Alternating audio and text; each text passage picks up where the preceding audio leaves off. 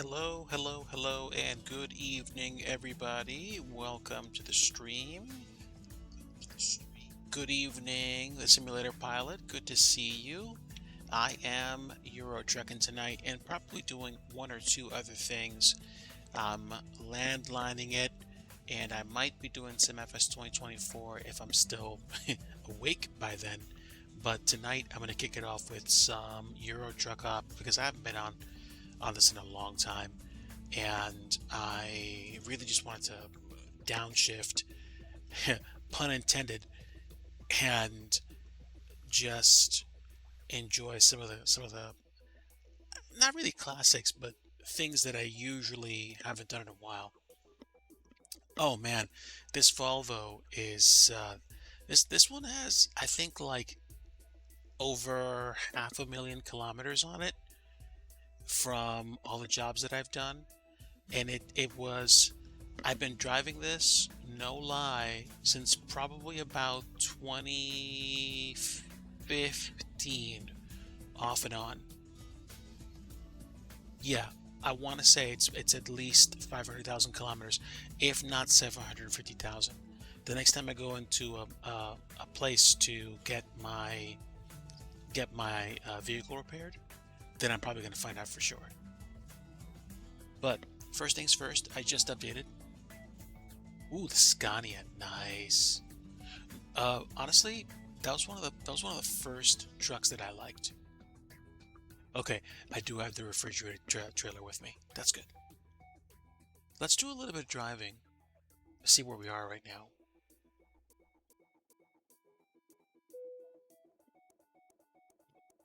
And get my bearings. Ooh.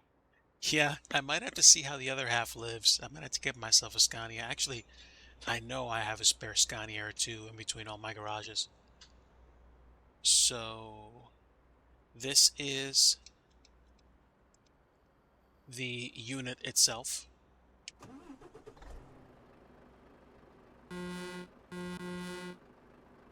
And where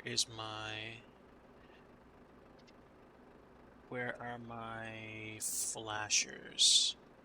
Oh, that's high beams.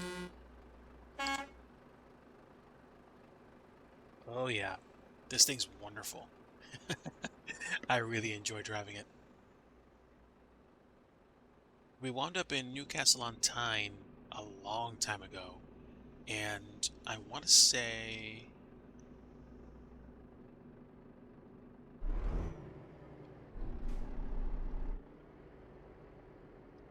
Christmas tree beacons. You got it. Hmm. Let me check the map. Let me see where we are. Okay, so if I turn around, I can go to Cell Plan or Euro Goodies or SAN Builders. Let's see what we can find.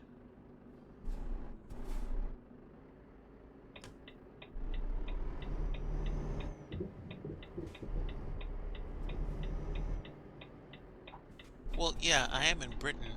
Huh? Wrong side, Digi. Fortunately, no one got hurt.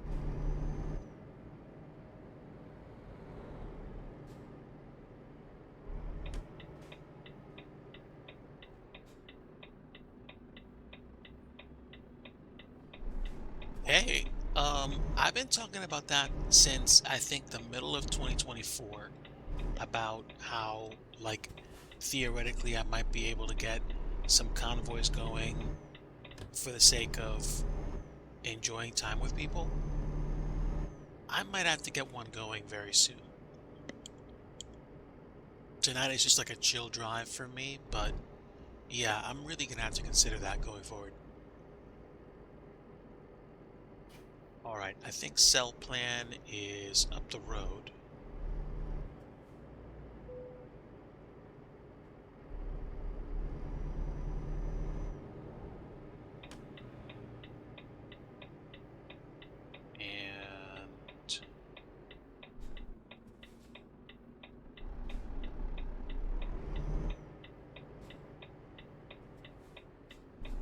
And Home Convoy doesn't want to move, so I'm going to be scraping the side of the... Actually, no, it should be fun. Cool. Let's go in here.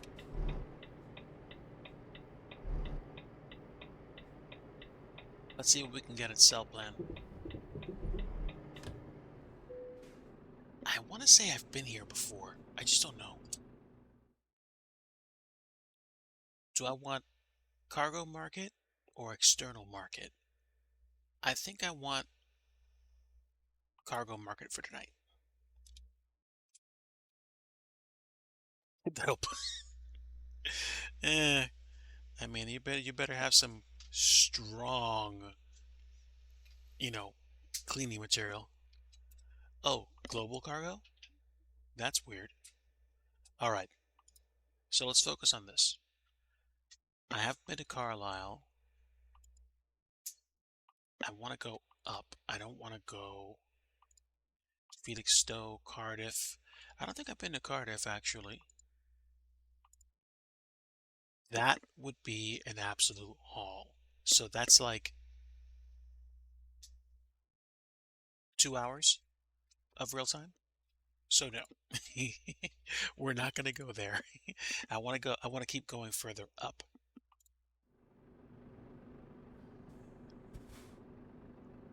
Get studio connected to it. Well, okay. Let's be, cards on the table here. I think Canuck and I have talked about this extensively. I might have to make 2025 the year of the, Digi Canuck convoy. Yeah, I've driven, I think like 2.5 hours in ATS. Like, I did the one drive from Seattle to, I want to say Seattle to, oh yeah, Wichita Falls. That was a haul, an absolute haul. It was fun too. Yeah. Stay tuned. Stay tuned, because I think I really want to get serious about that. Do it at least once or twice this year. No excuses. Make a plan. Get a really either coordinated schedule, or just be like, hey, this is what's going to happen. We'll go and we will, set it up, and whoever can join, and whoever can't. And then just be consistent, kind of like streaming. Once people know that there's going to be a convoy a certain day, if we keep to a regular, consistent rhythm, then that's how it's going to be. Final approach checklist complete. Hey, thank you very much for the sub. Appreciate that. Thanks for the support. All right, let's take a look at the cargo market, see if anything's here.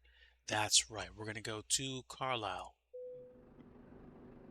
Yeah, really appreciate the support. Thank you so much.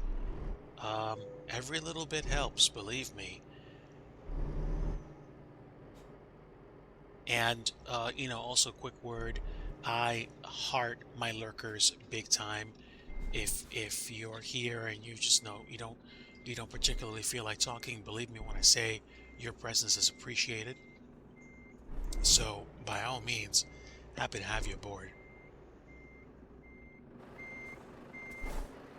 Alright, so I'm gonna have to straighten this out.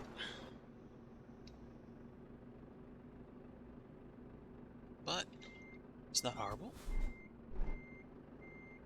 Well, thank you. I appreciate that. I know we've crossed paths before many times, either on Connect Stream or in other places in the Twitchverse, so it's very nice to have you. In your defense, I'm not actually as consistent as I probably should be in terms of, having a schedule people can actually tune in regularly. I was trying to do dev streams this week to build scenery, and this week just went straight through like a sifter. It just went by so fast. I was standing in the kitchen making myself some coffee and just thinking out loud to myself, like, oh my gosh, like, seriously, it went by so quick. It was literally like jaw-dropping.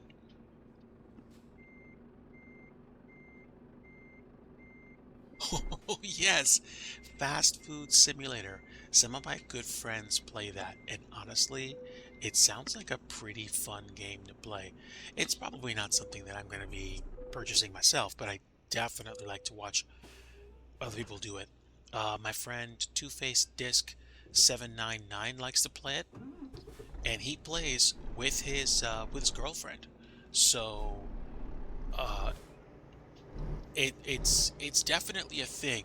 People like to people like to get together and do stuff. I mean, there's fast food simulator, there's supermarket simulator. It's definitely a thing. I'll back up so you can keep going. There we go. Scout cars, let's go. Yeah, like there's so many sims that came out or that are in existence. It's kind of funny.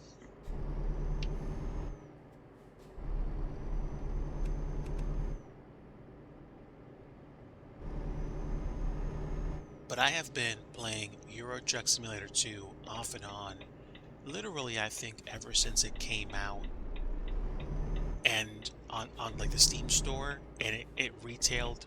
The first sale was I think like $5, and ever since I think 2014, 2015, I've been playing it off and on. And at the very beginning, for some reason, the game world persisted even when you weren't playing it. So I played it almost constantly for about the better part of a year. Then I got to the point where I had my Volvo trailer, and I stopped playing it for like I want to say 2 years straight. And then what happened was I turned it on and I suddenly saw I literally had like, what was it, 3, 4 million euros, and I was like, okay, let's get to work. I have never gotten pro mods, and I've always been curious about it. I think before the early start to pro mods, you had to actually get either all the DLC or you had to have a certain amount of it. And I barely had any DLC at the time. So I don't know if they've relaxed their restrictions for pro mods now.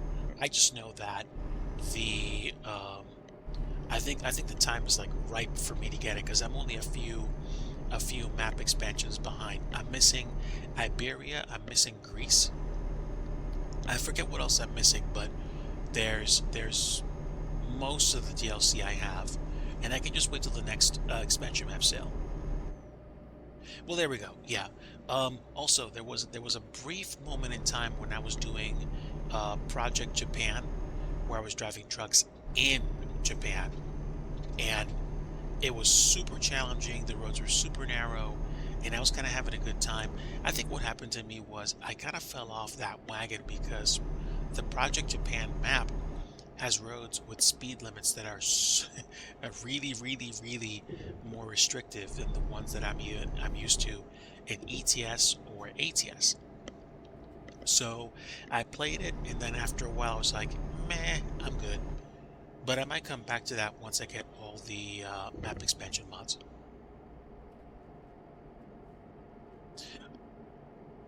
There we go, there we go. So Iberia, I'm missing Greece, and I'm missing West Balkans. So I would theoretically need to have all of them to be able to get the Pro Mods map.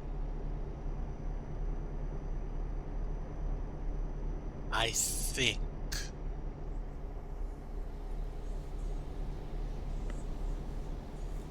But yeah, I think I'd be interested in doing pro mods and taking it up a notch, or at least I was for a while. Right now, I'm at that place where Eurotruck is this wonderful way for me to sometimes unwind when I'm not busy with other stuff and I don't want to be bothered to fire up a simulator. Because, you know, Digi Confessional, Digi sometimes doesn't like to fly fake planes. Scandal. No, no, no, no. Listen. Something happened in the Twitch community, I would probably say in the past, um, I think it started around like 2022.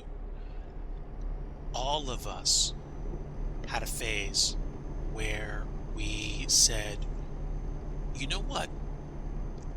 We need to expand our horizons. And a lot of folks that I saw started doing this. People like Sky Command, people like Two-Faced Disc, people like even Chewy at one point. And a lot of established flight sim streamers said, okay, I want to diversify. So they started playing games that really, they enjoyed. And basically they said, hey, this is kind of fun. I'm going to keep this up. And there's nothing wrong with that. Absolutely. Because I think one of the reasons why I burned out back in like 2022 was because I got to a point, catching air here, I got to a point where I was trying to make something out of flight simming that didn't exist at the time. And I was just like, wait a minute, I'm not enjoying myself. This is not fun. So I took a little break. And then I came back and I started doing scenery development. So I kind of rebranded. But all the same, there are some nights when the coolest thing to do is to just not be involved with flight sim at all. And I think what am I trying to say? The litmus test is this. If you have to spend some amount of time justifying your decision to flight sim, don't flight sim. Like, I get it. Like, like to some people it's actually a full-time job, so I get that. What? Did you don't fly tubular things with wings? See, I like tubular things with wings. But I think what happens is if you eat enough lobster, it starts to taste like soap. Um, it's a metaphor that basically means if you keep doing the same thing as often as you might, you're gonna get to a point where you start wondering, hey, am I really still enjoying this, or am I just doing this because I'm afraid of trying something new? And I think that's kind of what happened to me. And I'm trying to make things happen, and I'm trying to be in a better position for my family because life and bills, and I want to cover medical expenses for the family. But here's the problem. I've talked about this at length on Twitch, so it's not like my stuff hasn't been covered before. I know I'm not going to make my millions as a Twitch streamer. I mean, I don't know. I could always be wrong about that, but at the same time, personally, a lot of us take this as an opportunity to spend time with friends. And when I kind of realized that, when I took that at face value and said, you know what, let's enjoy ourselves more. Let's have more fun. Let's worry about making profits less. When you take care of yourself and you focus on doing things that are more enjoyable overall, I think the bottom line is you're probably going to have a better experience overall. I mean, I don't know, maybe it's just my logic, but I just got to the point where I was just like, you know what? Let's just whatchamacallit, have fun today, or do that. And the friends follow. And it's like, I have an IRL job that takes care of the bills. Let me do a better job with that. Let me not worry about trying to make everything pan out. And there are things that I want to do. Don't get me wrong. Uh, I want to do better. And that will either come or it won't. But the last thing I want to do is, number one, put anybody in a guilt trip. Number two, try to force people to be like, hey, it's like my subathon. Come sub to me. It's like, And then everybody's like, okay, yeah, he's sold out. I mean, my friends will probably chip in a few bucks, but then after a while, it's just like, okay, who is this guy? Do you get what? Do you get what I'm saying?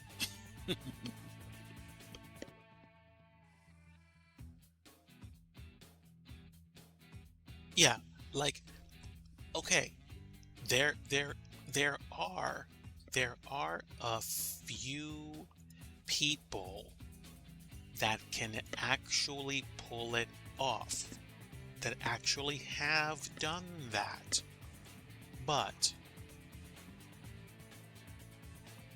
not everybody can. Just take some flowers to Edinburgh. Edinburgh. Alright, let's go load. Come on, come on. One of my cats wants attention. And that's a wall.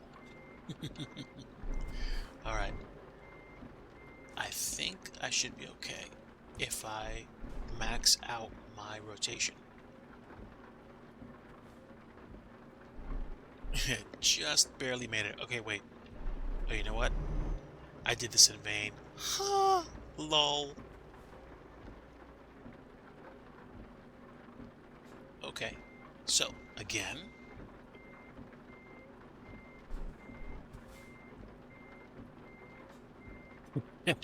Well, thank you. Thank you. I appreciate the support. And honestly, this is basically like, gourmet potato chip and flight sim add-on money. And honestly, I appreciate your your vote of confidence, and I appreciate having my friends with me and my family. Um, not gonna lie, the past couple of years have been rough, but the thing about rough times is that they really kind of make you understand exactly what it is that you're trying to do or why you're doing what you're doing. That's what I'm trying to say. You get to a place where it's just like, oh, um, or what's the phrase I'm going for here?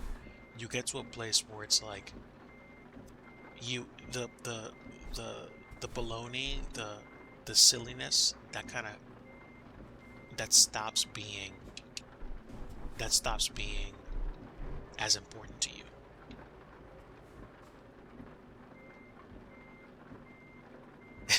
Don't hit the mirror. Oh, you know what? Canuck and I have a bit of a running joke. I, as you know, have American Truck Simulator as well as Euro Truck Sim 2, which is what I'm on right now for chat. And the funny thing was, I want to say a couple of years ago, I think it was 2022, a couple of years ago, the ATS, the American Truck Sim um, Wyoming DLC was released, the state of Wyoming. So I bought it, and what happened was I wanted to find these, diverging interchanges or diamond interchanges.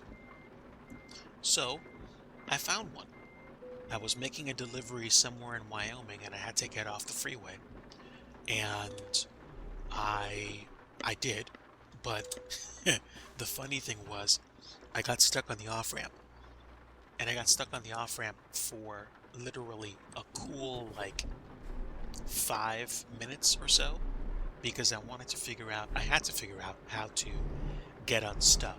It seemed like the road was too narrow and I could fix it, but I had to take time. So I had like cars honking at me, traffic backing up. It was hilarious. I can look back on that and I can absolutely just meme myself because it was so funny. I'm like, how can a trailer get stuck on an off-ramp designed for a trailer? And I think that was the funny thing. Like, I look back on that, and Canuck looks back on that, and we're both like, "Yeah, man, you goofed." And I was like, "You're right." It was wonderful. It's just one of those things that reminds you why you play games with your friends, because you like to laugh, you like to have fun. You take pot shots at each other in good jest. I'm happy with a good roast if I know who it's coming from and I know why they're saying it. Like if we've been friends long enough, there's like there's secret code, there's inside jokes, there's stuff that we talk about on a regular basis that a well delivered joke is gonna make a crummy day better.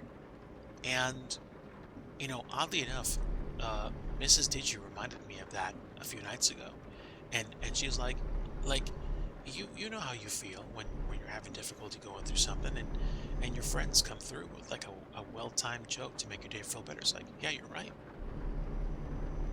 And that's kind of it. That's the reason why Twitch has been such a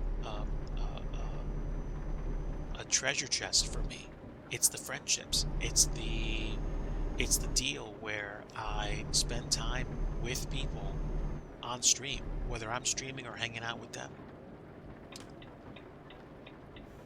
And that's how everybody benefits. Another reason why it's not a good idea to, for me to try to make money off of my experience on Twitch, because it's just like, hey, listen, I'm not gonna lie, making a few extra bucks, that's wonderful. But driving people away because all I'm concerned about is maximizing my viewage or my profits or my desire to do anything like that, it doesn't work out. And what's worse is people pick up on that really quickly. Or at least I'm afraid they would. So, in other words, I want to be... Oh! Well, let's talk about that because it is funny. I think what happened was I didn't swing wide enough to one side so that I just kind of like followed the wall, and it's kind of one of those things where it's just like, oh yeah, I ran out of room real quick, and then basically bonk, like the trailer wouldn't move and I got stuck, and then I got that warning that said, hey, do you want to activate your differential? It's like, well, no, because I think I'm actually stuck. And then the 4 minutes of memes ensued, which is funny. So that's the hilariousness of it. I've exited at interchanges before. That was just my first diverging diamond interchange. And the problem with the diverging diamond, in some cases, in this case apparently, is that you can run out of space really fast. And because I did, and because I wasn't watching what I was doing, like, that moment was immortalized in Twitch history. And I couldn't be happier about it. Because on the one hand, it's like, hey, wait a minute. Why am I playing again? Am I trying to be perfect? Am I trying to win an award? It's like, chill, dude, chill. You're gonna mess up. Enjoy the moment. If you can't enjoy the moment, like, it's like, what's up? What's the deal? Atlas container material, TS Atlas.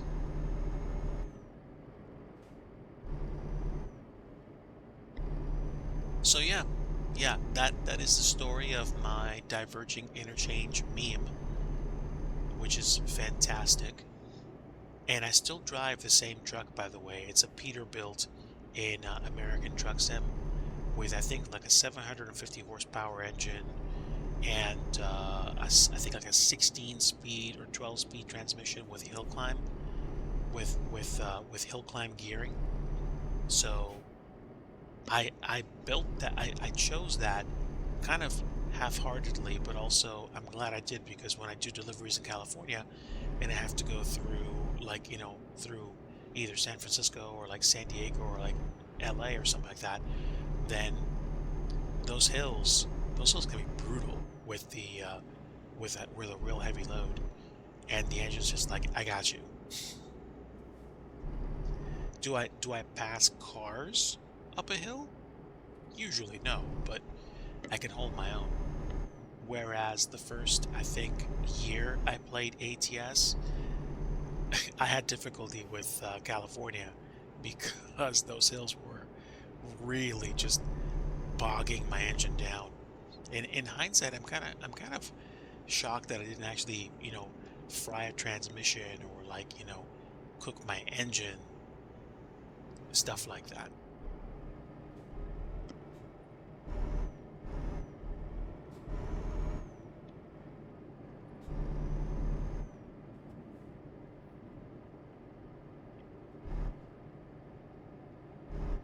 Yeah, yeah. So you know, the whole deal with hills, and especially the whole deal with getting stuck.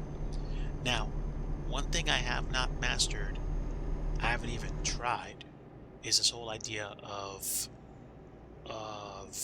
like lowering one of the axles or messing with differentials to get over like a shallow bump or something, or like a sharp bump or whatever. But I mean, like that to me would be, I think, bordering on mud runner or like snow runner material. And fortunately, like I said, I haven't had to rely on anything other than the sequential, not sequential, but like the mostly automatic transmission that I have in my Volvo. Like I can go manual if I really wanted to, but at the same time, I'm happy that the machine does the gearing for me. And again, I think I have like a 600 horsepower engine in this truck, maybe 650, maybe 7. So I usually don't have to worry about having enough juice to get up a hill or deal with traffic. Usually.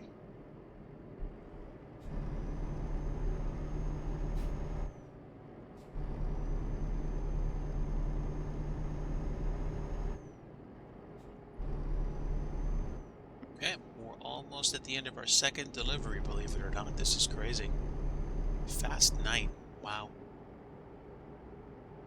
I forgot that Canuck wasn't streaming tonight because I think he had prior arrangement. But he's gonna be doing tomorrow, and he's gonna be doing Sunday, I think. Oof, this is kind of narrow. I take a quick peek at chat.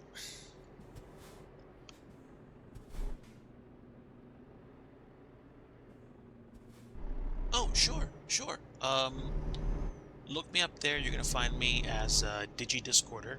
I think you've seen me in Canucks chat, but basically Digi Discorder, and then I'll take a look at the friend request after the stream. But yeah, cool beans. Appreciate that. Also, of course, friendly reminder: I do usually post up on a somewhat regular basis, at least on Discord. There was a time when I really wasn't posting much on Discord at all, and then when I rebranded, I kind of had to start cultivating the community again from scratch. So it became a habit, and now it's something that I do on a somewhat regular basis. So Discord community has like the chat, the thoughts that I have on a nightly basis. I also talk about my scenery development, and we promote each other's stuff. Right now, my friend Coffee Cup Arcade is actually not necessarily rebranding, but definitely exploring some new ideas for content. And he has been posting up game demos and video game music. Well, video game music demos. And just posted up something about Atari um, demo scene, like basically where you watch like little, I guess you could call them music videos, and the music that comes out of the Atari and the Commodore 64, man, that's really cool stuff. That is really cool stuff.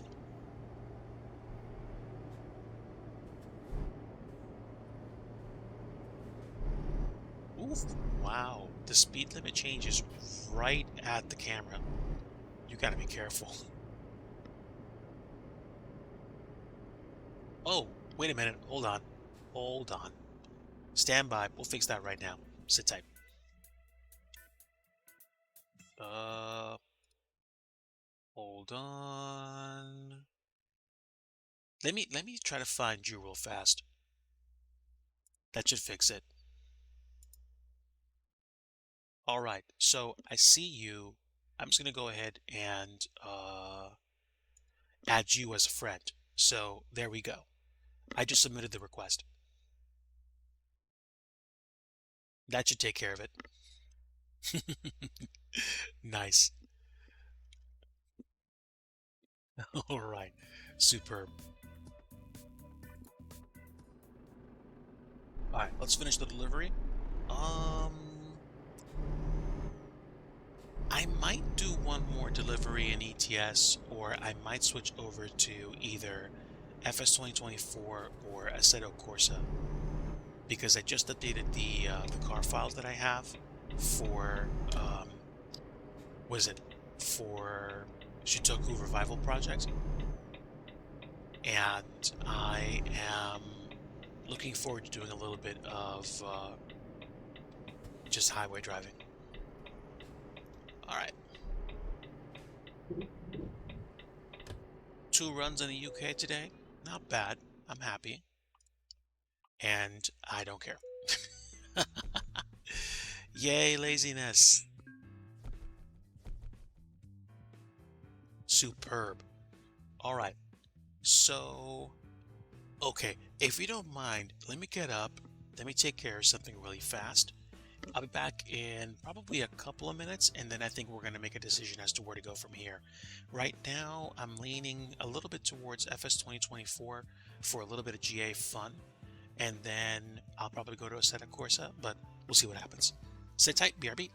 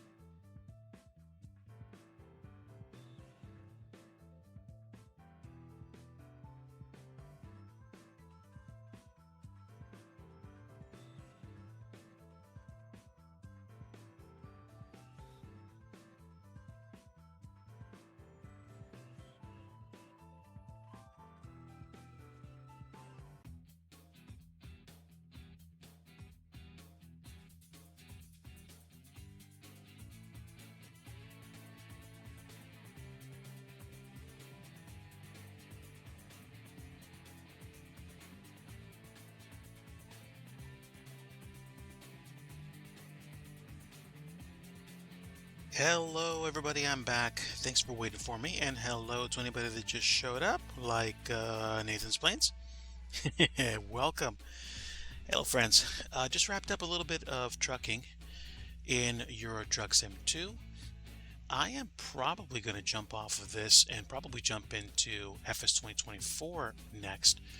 So let me test the waters with a little bit of stream info update. Let's do Flight Simulator 2024. Got to be Microsoft Flight Simulator because there's a lot of other titles that pop up.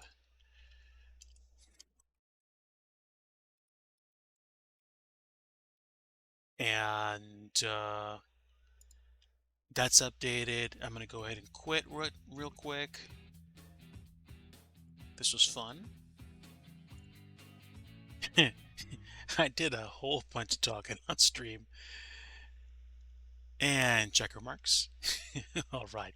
So now I should be able to shut this down and fire up FS 2024, and it should appear normal-ish.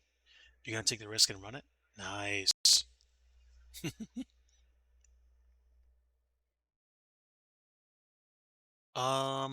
Oh, by the way, Nathan, thank you so much for the raid. No, FS 2024 is multiplayer. It's just that the first month or so, they had some some non-zero issues with multiplayer stuff not working. Or excuse me, it worked sometimes. So yes, it was a thing. It was a thing. It happened. Um, it's just that it didn't actually go all the way through.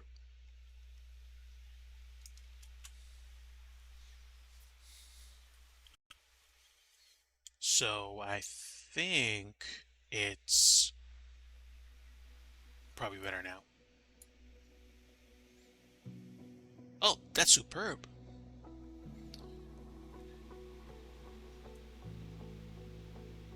I think my loading screen's ultra choppy because my bandwidth is as high, my throughput is as high as it is right now. We'll see if it actually loads faster. Oh, no. I welcome the company. I should be on East USA if you're looking for the server. And I'll double check that, but yeah. I think what we're going to do is we're going to do some lazy GA, and I think I'm either going to do some flights either in like Colorado, like between Telluride and Aspen, or what I'm probably going to do is either do Caribbean or European ops. And since I haven't really visited the Caribbean at all in the new sim, that's probably where we're going to go. I think we're going to do some pop-up ops either in the Dominican Republic, Puerto Rico, or in the Leeward Islands, like either St. Lucia, Antigua, or Princess Juliana. That's that's St. Martin. But yeah. All right, I think I'm done loading. Let's jump in.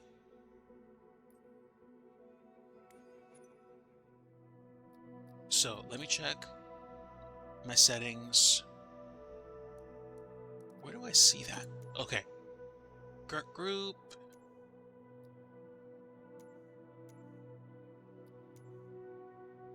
No, I don't want to go to the marketplace. I want to see what my multiplayer stuff is. I forgot where that is, but yeah, we'll look for it. Not controls. Online. There we go. So I was West USA. Let me switch to East USA. Yeah, I'll stick on East USA because I am East Coast USA.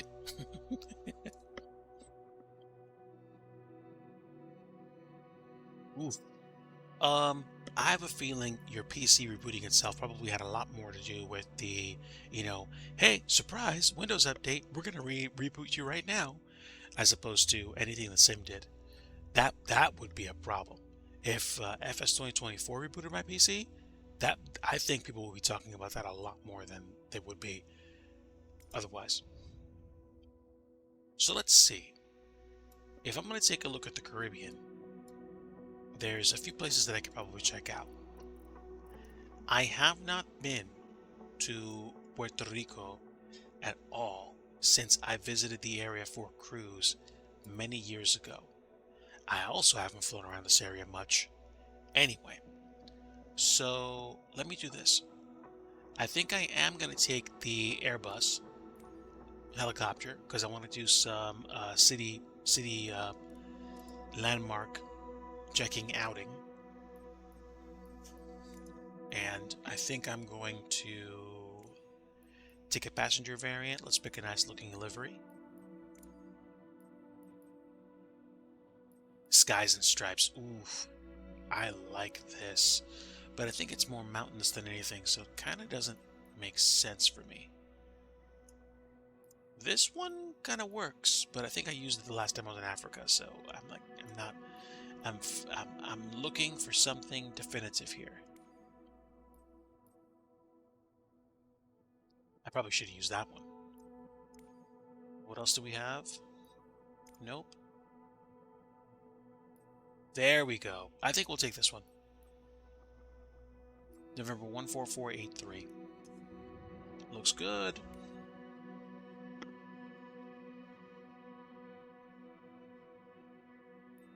Yeah, I think for the first time, your experience with the sim is going to depend a lot more on how stable your internet connection is than anything.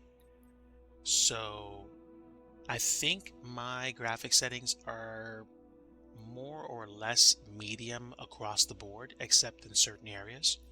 Actually, great time for me to double check right now.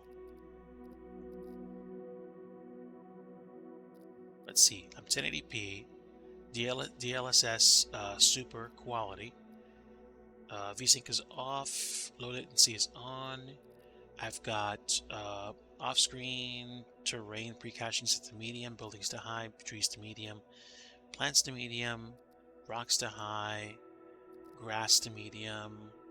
Texture resolution is medium. I think the next time I try flying this, I'm going to try using high and see if that actually makes a major difference. Otherwise, I think light shafts and remarch reflections are probably up there because I don't think they do much for my to affect the performance of my card. I think I'm good. So again, I'm just double checking my online settings, but I am East USA today in case anybody else wants to join. And what I'm probably going to do is take off from the energy electric authority building, which I think is let me think.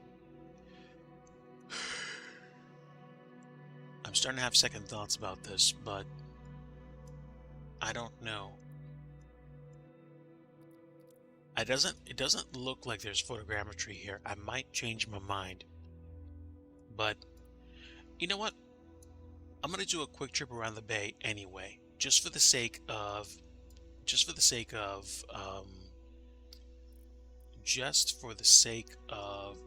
out the sim. So, if I set that as the departure, then I should be able to, do all the things and get myself set up. So, I'm gonna load in and start doing a bit of a walk around.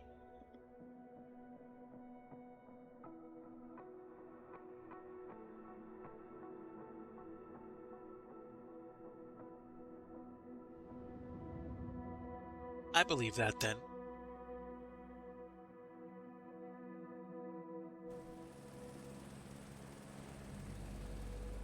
Oh, look at that. The chopper's already started.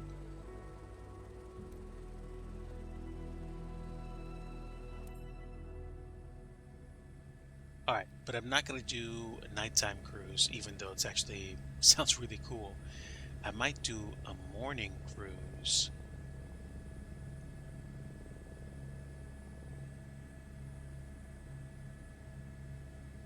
And then see the lights turn off. Yes, I am. I have a little bit of a penchant for helicopters in the sim. I definitely like the challenge, but I'm also accustomed to making the really slow movements. This is by no means me saying I'm good. This just means that I've tried this a lot. So before we take off, let me check my lighting. I think, actually I don't need landing. I probably have my taxi light on. But then again, I'm probably not going to see much of the landing lights anyway. So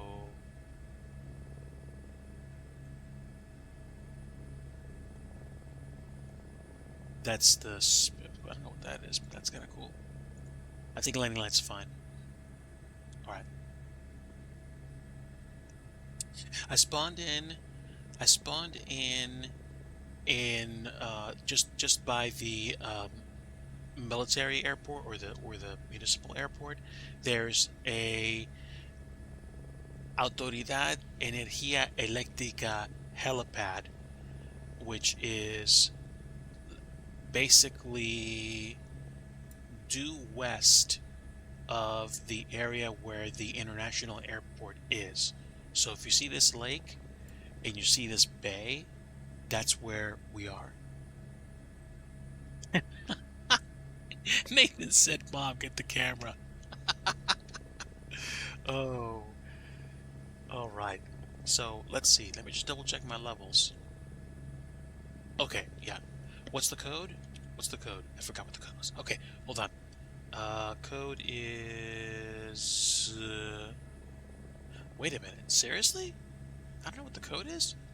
Hang on. Let's see. San Juan helipad IKO. I'm gonna do a quick search online, see if I can find it.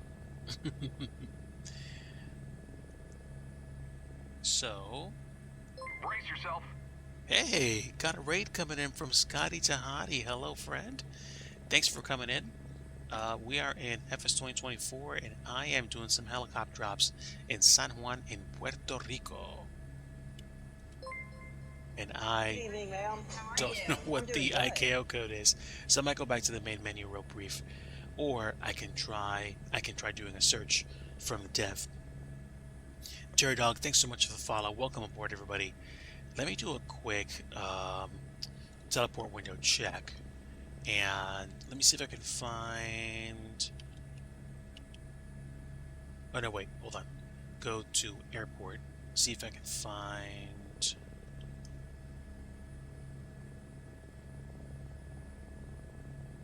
I should be able to find. There we go. I think it's TJSIR. You see it on screen? Autoridad Energía Eléctrica. That's the helipad that I took off from. So if you spawn in at the international airport, it's not going to take you more than like 5 minutes at full blast to get to where I am. But that's where I'm at. That's right. This is my generic raid message. Thank you so much. Hello, Monster. Hello, Scotty Dahati. Hello, everybody. Thanks so much for showing up today. I am in FS 2024 and enjoying the beautiful Airbus H125 helicopter, one of my favorite helicopters in the world, and definitely in the new sim. So we're going to take this out for a little spin around Puerto Rico. That's right, I forgot the backspace is the toggle. Alright, let's get going. Alright. I'm not interested in going crazy fast. This is basically a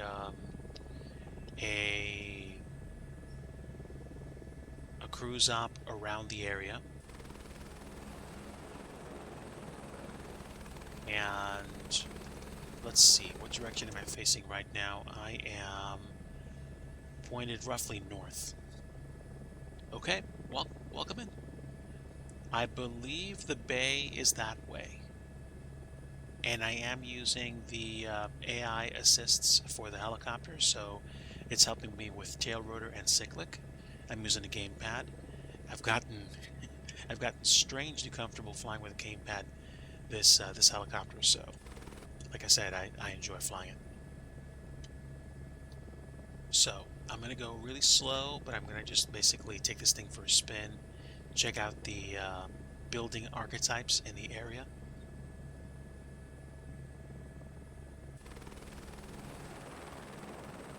You know, should see somebody else in there on the helipad soon. If for some reason I don't see you, I'm not sure if there's something that has to be done to get the sim to recognize stuff, but some of these roads I recognize because I came down here, I want to say in 2017 for a cruise, and I think I was on that highway, which takes me to the bay, the area where the port is. So we would go here, cross into the bay, and then essentially I think we went down this area, and there are a lot of ships registered. Wow. Including one named Ufa and one named Megabyte. This is dope. Yeah, so I'm pretty sure to my left that's a military base. I don't think that's a terminal. And let's see if there's actually any legit cruiser traffic in the area. It'd be really cool if there was.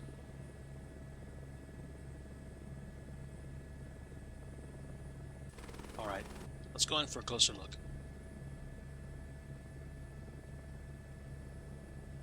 Oh man, Turdog, you told me about that, or I think it was either you or somebody else that had a very similar story.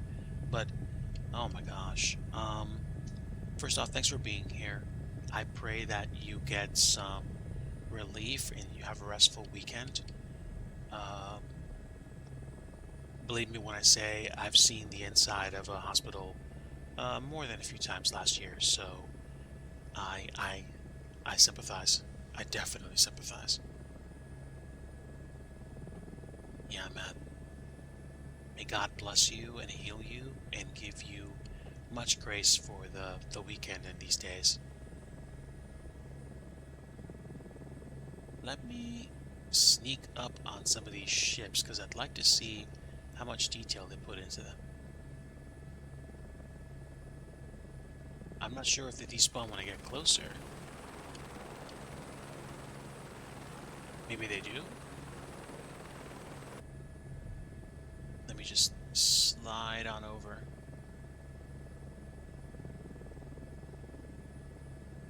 And free beers.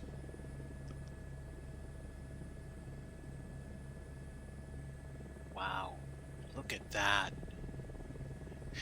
I like this. I like the registration GA ships.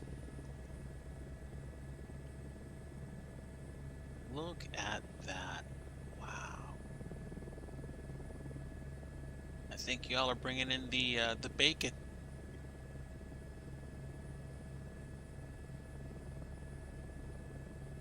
That's kind of cool. I think that ship's moving actually.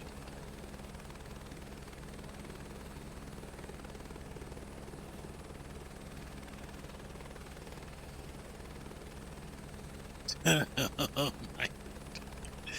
Well, um, I mean, certainly hope you don't take this the wrong way. I'm very happy that your sense of humor is preserved. So, wishing you a healthy and speedy recovery.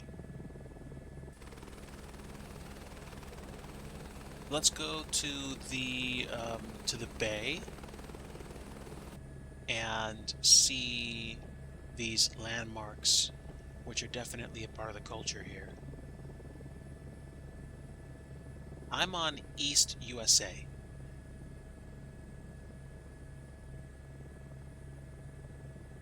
And if you're looking for me on the like, you know, when you're looking for helicopters and stuff, you'll see me under Ryu Haneda.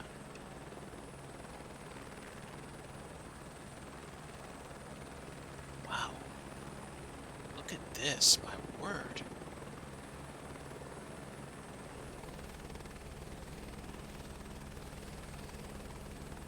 Yeah, I don't take in nearly enough of this as I probably should. Looks like the sun's about to come up over the east. That's beautiful.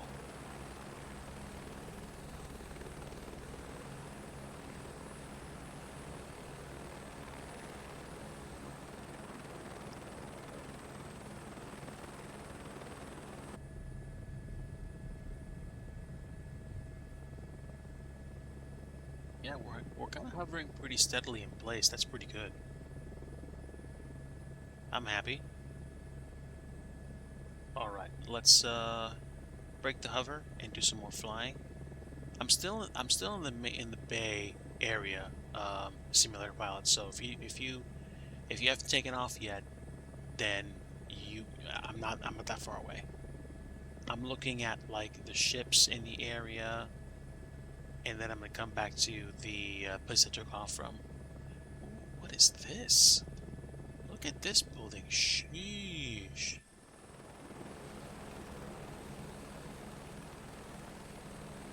Look at that.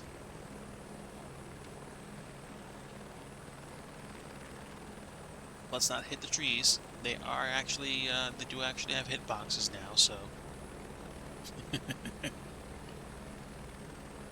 I mean, not that my flight will end, it's just that it'll, like, push me up like 500 feet in the air, so no.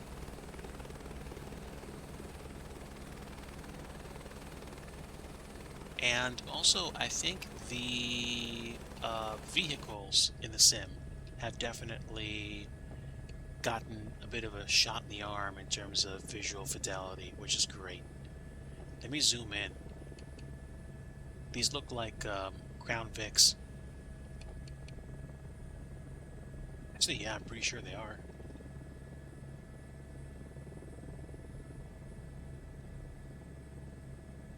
Somebody did a good job on the on this building. I think it's a Capitol building.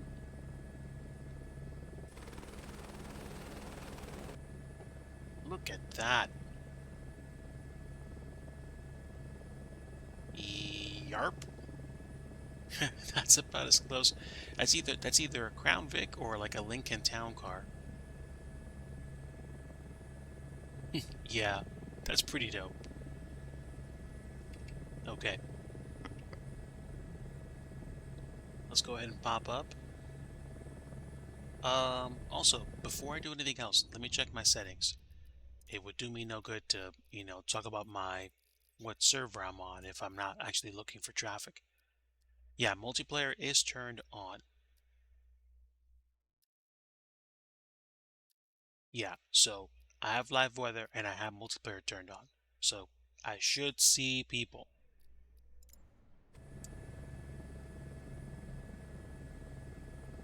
Hmm. And that's unfortunately one of the problems with FS24 that I think they're still working on. Multiplayer, I think, is still a little bit borked. So I guess they have some challenges ahead, but not to worry. I mean, sheesh, I might even do an FS2020 flight tonight, and we know that the multiplayer situation in there is better.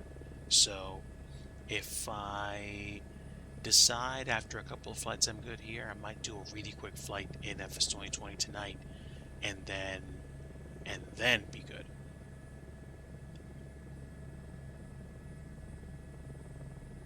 Now, I'm gonna go buzz the international airport really fast just to see if I can see any live traffic there. I don't think I'm expecting any, but we'll see. Okay, yeah. I'm not worried about it. Um, I might meet you in FS 2020 if I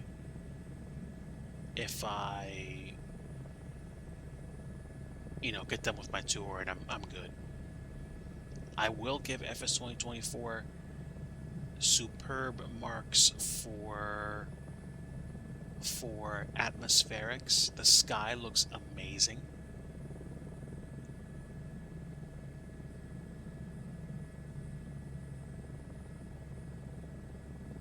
It seems to me like the dynamics of the helicopter are like hypersensitive, but again, I am using a gamepad, and the travel on the Joy-Con is sometimes just ridiculously sensitive.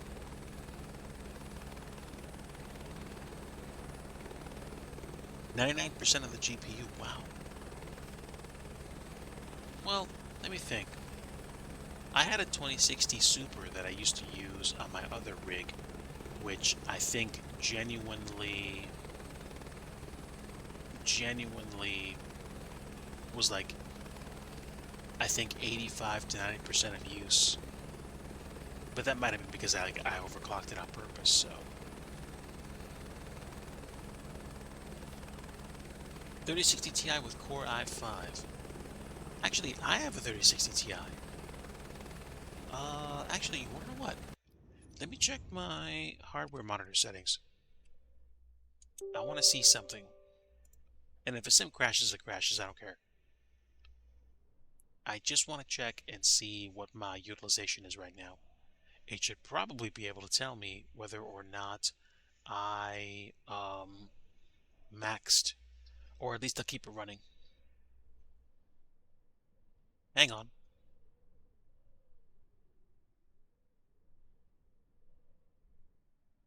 So let's see, percent. Oh yeah, utilization. Right now I'm like 98, 99%. But I mean, I only have 8 gigabytes of VRAM. So that makes sense.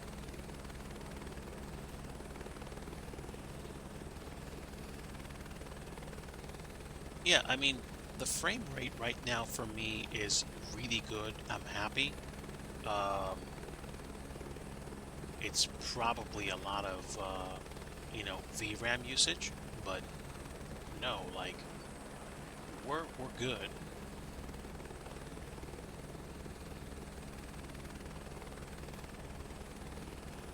Let's see. Any helicopters here? Excuse me, any airliners here, I should say.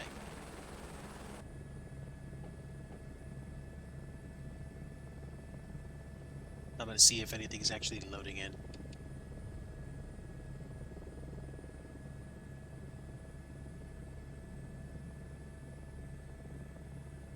Okay, now we're not bouncing around as much. I'm happy. Let me hover in place for a little bit, see if anything actually loads in here.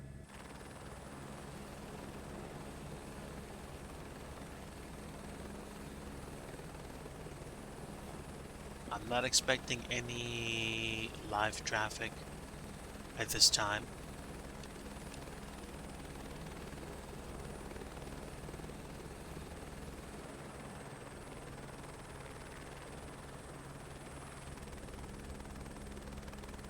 I don't see anybody on the ground.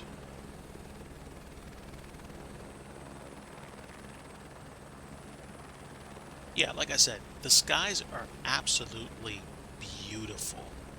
Oh my word, seriously. It's superb.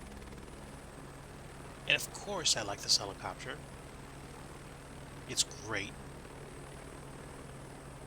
Yeah, my 3060 Ti is 8 gigs of VRAM, by the way.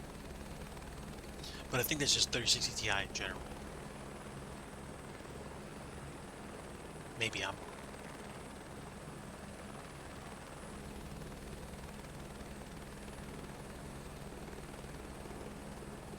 Now, the the AI is like almost perfectly hovering, which is amazing.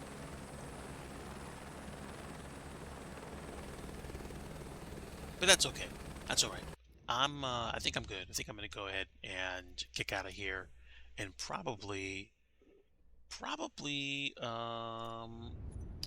have some fun. I think in FS 2020.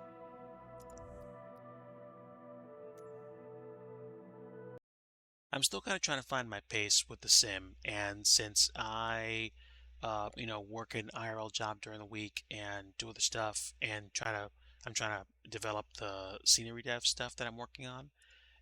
Career mode, as much as I kind of wanted to try it out, it's something that I think I really want to commit a block of time to in future.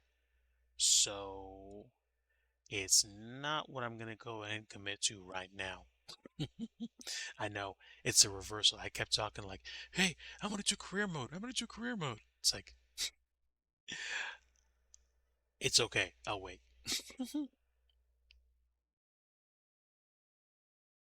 Yep. 3060 Ti for me is 8 gigs RAM too. And I'm gonna go ahead and load into FS 2020. It should appear on screen shortly. There we go.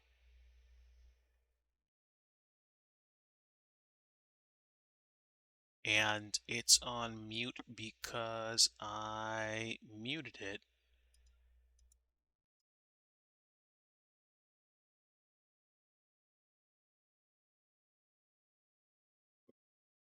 I think it should give me some sound now. There we go. This one's going to be probably either GA or something a little bit faster, but I'm not going to do helicopter drops here. What we might do is not Caribbean, but I think we're actually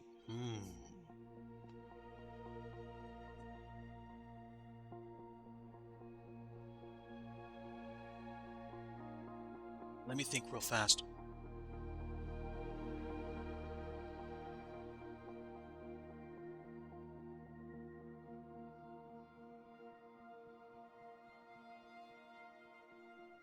What time is it right now? It's 12:52 a.m. Let's do a really quick ferry flight. I am thinking of either Europe or the States. And seeing as how I haven't actually visited Colorado in a very long time, I am probably going to do a flight from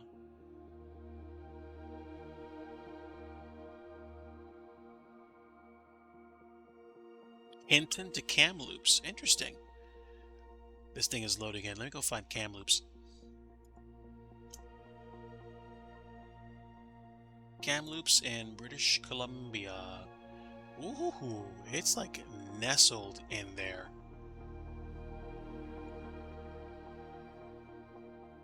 And where is Hinton? Hinton, I think, is like north of Banff, isn't it?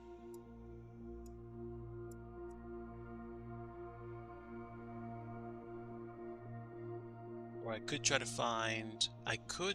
to take off from Kamloops and follow follow Canadian Route 5 into Vancouver.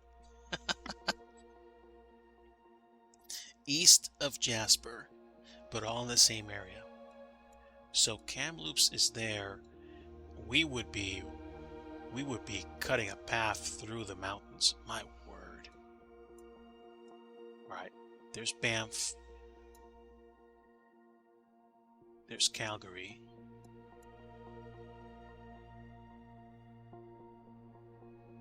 Where's Hinton? Where's Hinton? Hinton, Alberta. Yep, that's what I thought.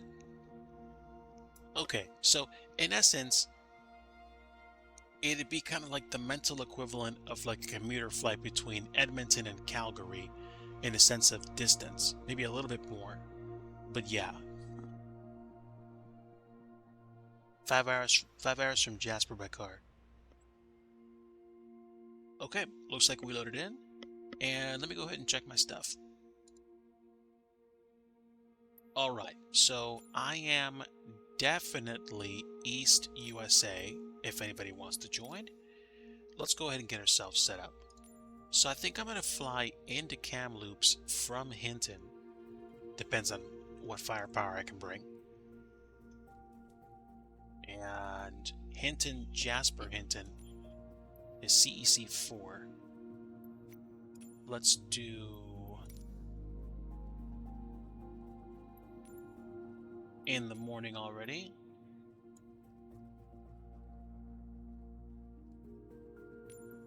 And we'll keep it spicy. How long is this runway? Oh, this could totally handle a 737. Okay, so let's look up Kamloops.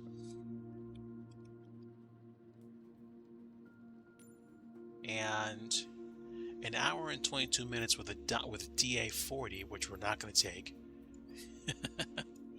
And Kamloops apparently actually has a passenger terminal. So if we took something a bit more punchy than, say, a DA40, like maybe a CJ4, we should make that flight lickety-split. Not too fast, just nice. Let's have some fun with it. Let's go ahead and grab the Pacifica Airlines, commuter special. And let's see, customization, November 820 Papa Alpha, and we'll call this Pacifica. And flight number is going to be 107 because I'm having fun with this. Weight and balance, I'm going to take like 66% of fuel, and I'll leave the values what they are. This is literally a 25-minute op, so let's see what it does for low altitude airways. Oh, really? Nope. It is what it is. That's funny. Kamloops sees the odd WestJet 737 charter and regular Dash 8 service. Okay, so I'm going to have some fun. I'm going to slam it in there with a CJ4. Judge me as intensely as you want to. I'm going to be using a gamepad. That's just how it is. And I'm going to take the second parking spot here, taxi onto the runway, take off to the south, because apparently Jasper has winds coming from the south. And why is it a direct? I find that hard to believe. But it is what it is. 28-minute fast flight? Why not? I know winds are coming in from the west, so we'll take the RNAV 27 Zulu, and that lines me up with a nice run down the river, and then we can taxi back up as long as we don't land too fast out by here, and then taxi back up the taxiway to the, I guess, GA slash what am I thinking? ATR slash Q400 area or Dash 8 area. This is not bad. I'm thinking we're probably going to be cruising at about maybe, 14,000, 15,000 feet? Maybe, if we get up that high. Alright. I'm loading in. So, Charlie Echo Charlie 4 to Charlie Yankee Kilo Alpha.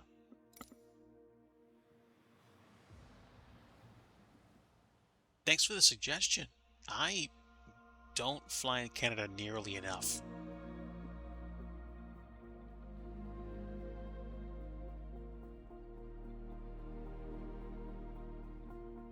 And by all means, folks, please let me know if the sound in the sim is too loud or too quiet, and I will adjust it as best I can.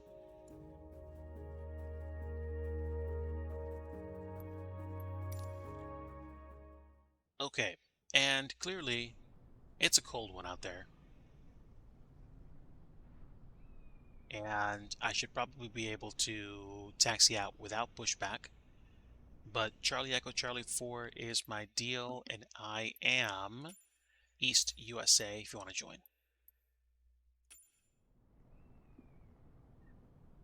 GPU is 98% with 72 degrees. 72 degrees is great. At least to me it is. Anything longer than anything above like 85, 86 degrees, C is probably going to be concerning over time. But I have a Ryzen 9 processor that I regularly take up to the motherboard maximum, which is a reminder I probably want to replace the thermal paste because it's been a little bit over a year now, almost a year and a half. So I'm happy.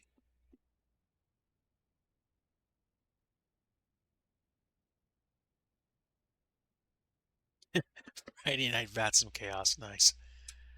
Okay, so let's get started.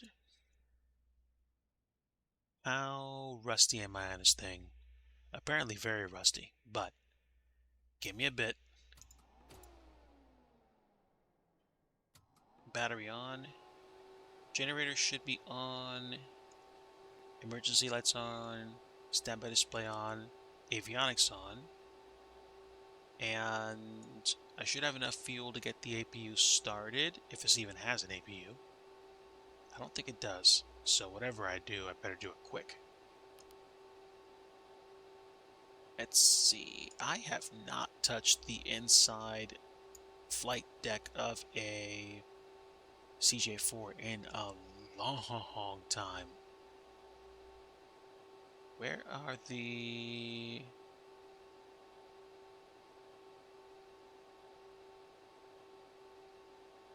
dimming?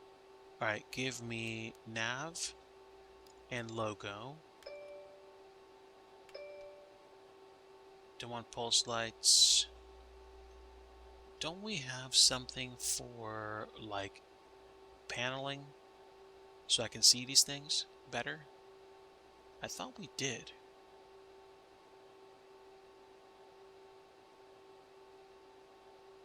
Oxygen control, fuel transfer.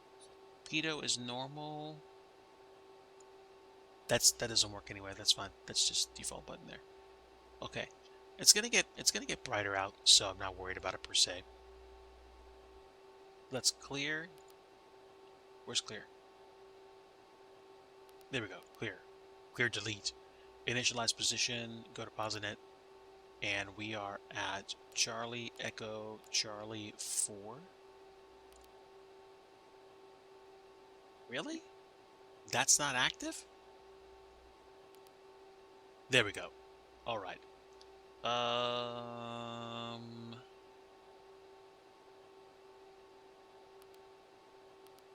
There we go. Message.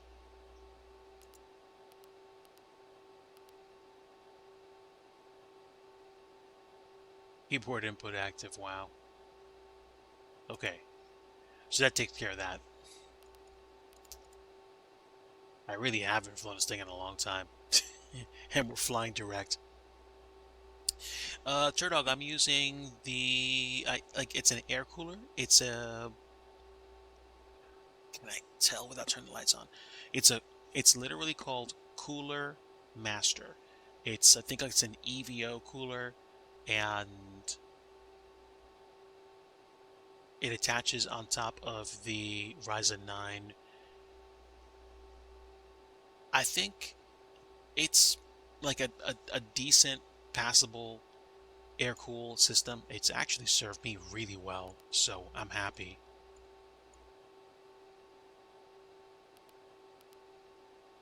No flight plan. Oh, whoa, what just happened? I had a flight plan entered. Whoopsies. Well, guess I gotta put it in now. Charlie Echo Charlie 4.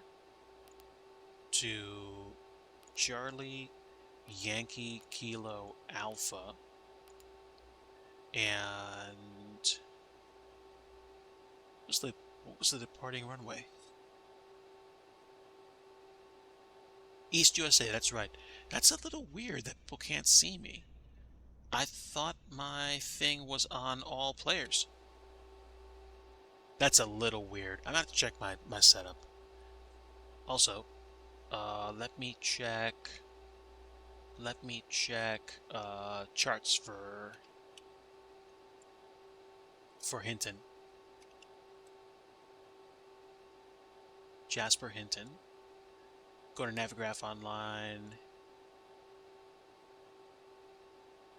Support charts, airport charts. We're going to be taking off. I'm going to sign in real fast.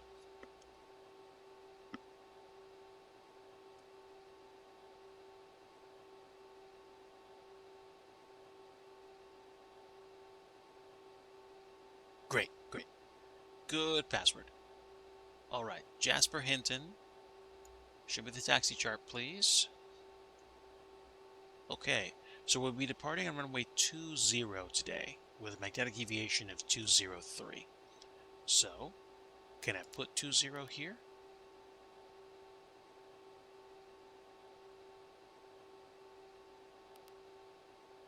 Facility not found. Whatever.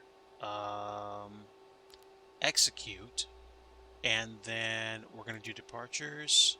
Runways 20. Aniba 2. And then no transition. And then the arrival. We're going to take the RNAV 27 Zulu. I think be a Bodvu, but let me hold it. Let me double check. Let's do Charlie Yankee Kilo Alpha, and we're going to open charts for that airport. I want to see approaches, and I want to see RNAV. So Bodvu is what I want actually. Okay. That should give me a very basic, but at the same time very useful flight plan. So at some point, I'm going to need to be at 8,000 feet at Bodvu. And since I'm not flying on VATSIM, I'm going to go ahead and scrub that discontinuity. Aniba is 10,300 feet or above. So if the legs, yeah, we got like about 200 nautical miles. I'm thinking at least 14,000, 16,000 feet should be fine. Yeah, Turdog, before I had my sim rigs, I used predominantly laptops and small computers. 2019 was the first time I actually built my own sim rig, and then 2021 I built my second one, which was great. Okay, I've got the flight plan in place now, and let's see, where is the... Yeah, I'm really wondering why I don't see the lighting for this thing. I literally have not seen or flown this plane in a long time. Okay, that's rudder trim, elevator trim, engine starters. Let's get the beacon lights on since we're going to be leaving shortly. And let's get the fuel pumps in. Pido's normal, oxygen control is normal. And those are my fuses, which I'm not going to touch. And ignition manual. Before we get the plane started, let me go ahead and set the altitude. I'm probably going to be cruising at, let's just say to be safe, you know what? Let's go with flight level 20. We should have enough time to get back down to Earth quickly enough, and we can just have fun with it if we if we goof it. We have FADEC engines, so I could probably set flight level change once we actually take off. I will get my flight directors on, and I will put my yaw damper on. And let's see. Co-pilot reversion. Menu, tilt. Press the B button because I'm super lazy. And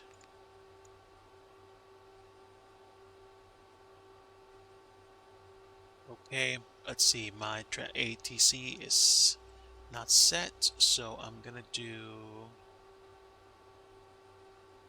2257. That's my ATC, and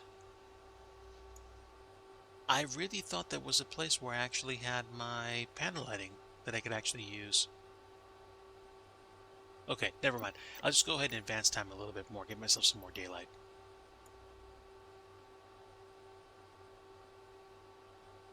Okay, so there we go. There we go. That's fine. Alright, now I should be able to get the plane started. So we've got the fuel pumps on.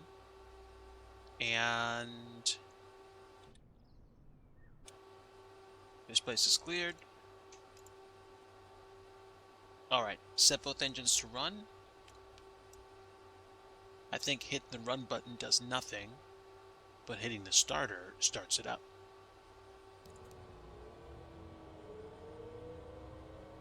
Ooh, here we go.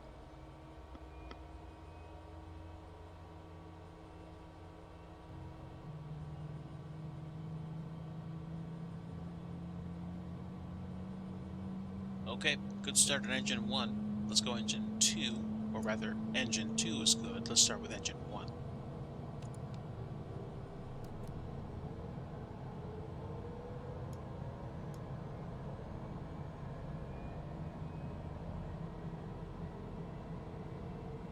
And we should be able to keep the boost pumps on manual until we get going. To get out of Jasper,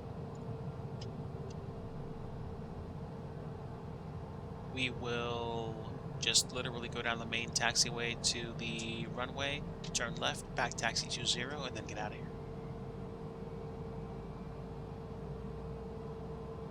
And RNAV Zulu 27 again. We need to be 8,000 at Bodvu, and we will mind our P's and Q's. Minimum safe altitudes in this area are a little bit spicy, around 13 to 12,000, so 180 is not going to be a bad place to be, and 200 even better. That is so strange. Let me double check my multiplayer settings. And hello, Nigel. Good to see ya. Welcome aboard, everybody. Just double checking my multiplayer options right now because I'm trying to be multiplayer friendly, and for some reason multiplayer isn't working. My live weather and multiplayer are both on, so I'm not sure what's going on. It could be a problem on my end, to be completely honest.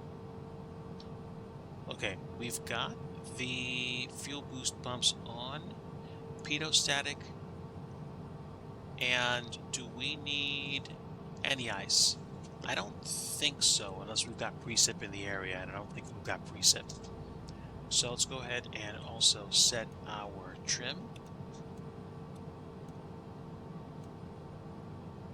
Unless, of course, it's not setting it. That's okay.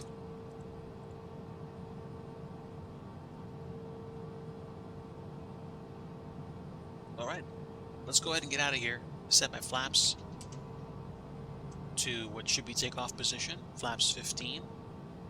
Is that 15 or 25? That is 15. Okay. We've got altitude set for 20,000 feet. We'll try to set up a good trim for departure, and then when we get going, we will literally do a flight level change, FADEC managed climb. There we go. So let's go ahead and get our Taxi lights on. And probably put on strobe and landing lights anyway because we're literally right next to the runway. So, there we go. Done. Parking brakes released.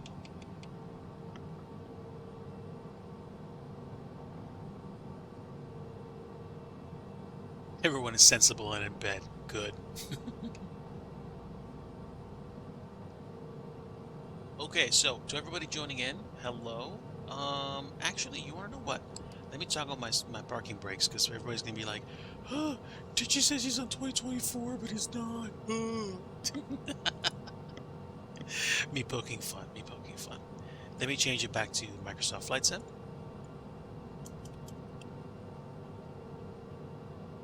And there we go. Digi goes to FS 2020. And I did go to FS 2024, so there we go. Updated the title. Parking brake release, and back we go.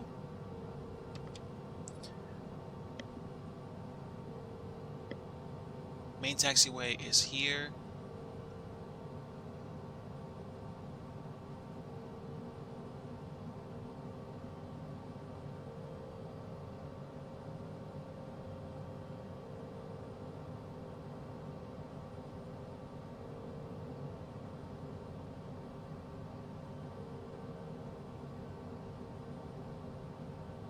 It's a beautiful cold day to go fly in a plane. And I am probably going to have to update my stuff for Rex Accu season at some point.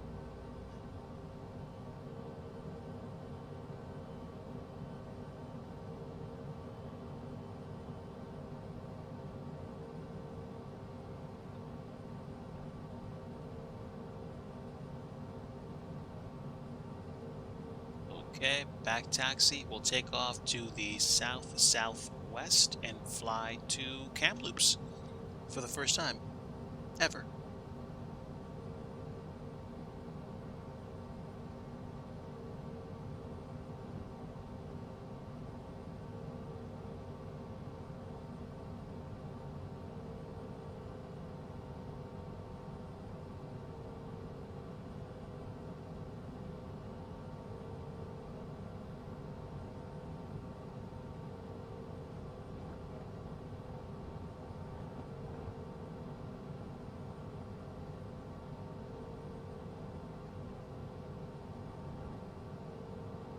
All right, let's get turned around.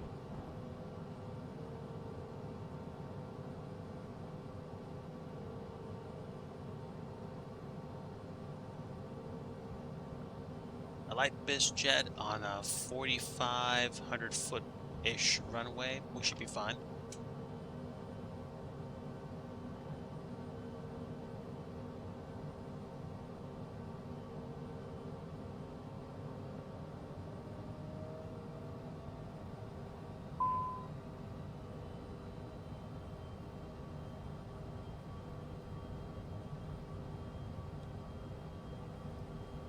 Okay, disregard. I think we're good.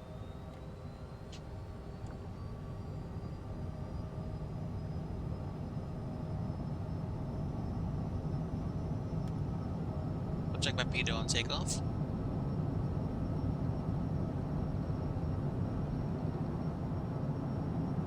There we go. Up, up, and away. Gears up.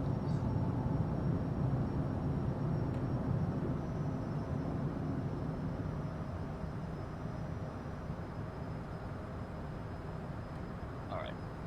Flaps up. Let's do, let's see. Where's my autopilot button? Autopilot on. Nav. Flight level change.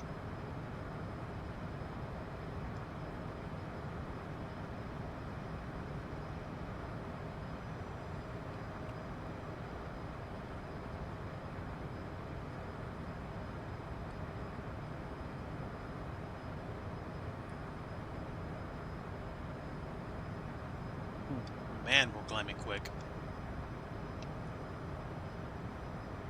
That's better. Okay. Fuel boost, no longer necessary. And... okay. There we go. There's my problem. First off, we get pitos going.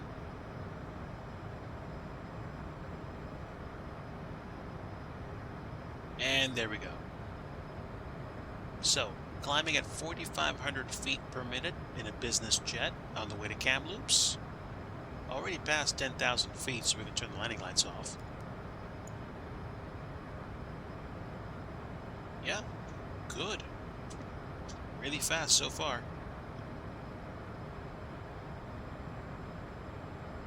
Oh man, sim froze. I had a sim crash. I had a couple of sim crashes, one in P3D, and I think my sim either froze or crashed in FS 2020 not that long ago.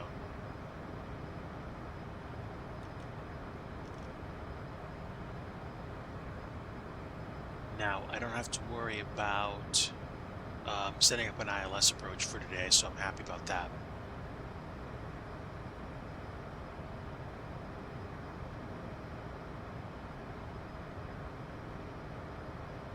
Eventually, Town Jasper on my right. Okay.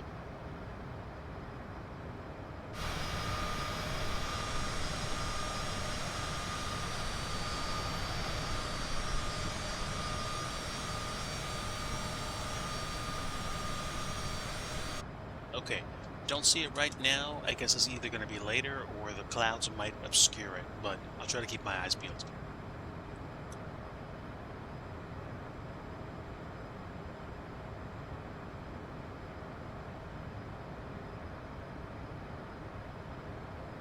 Oh, man. Okay, you saw it. All right, cool. I don't see much now.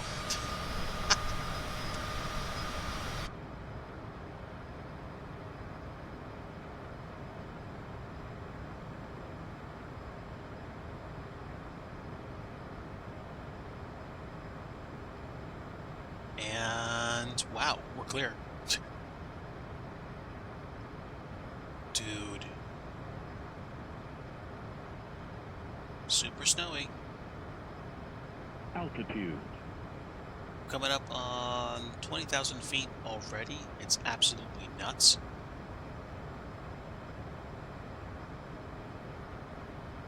And these are FADEC engines, so there's no real auto throttle that I know of. Unless I'm wrong.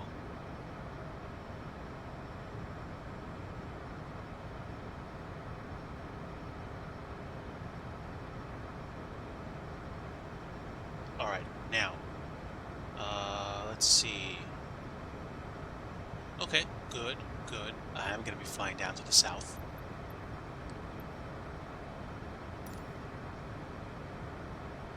This is good.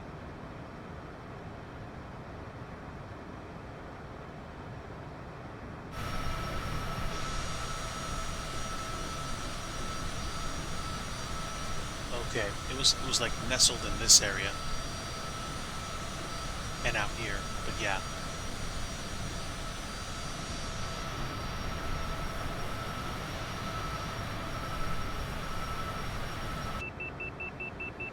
Ooh, wow, this bird got really fast, really quick.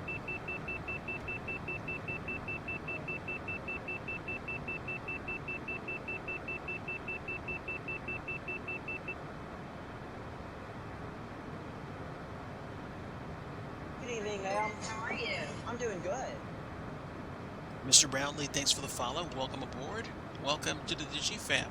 I usually do flight sim scenery development, but as of late, I also do some pretty chill, fun streams, either trucking or flying in the sim in FS 2020. I also have FS 2024, but I will go ahead and say I have been enjoying FS 2020 a lot in as of late.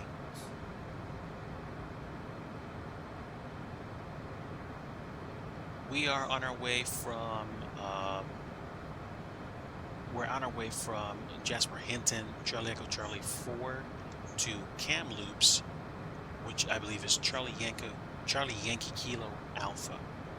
It's a really quick ferry flight in the CJ4, and I need to make sure I'm not going to overfly my my range.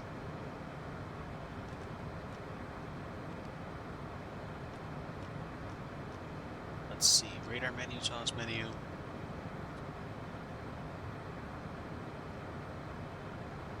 And these buttons don't work, but let's see, PFD menu. Ah, here we go. Range.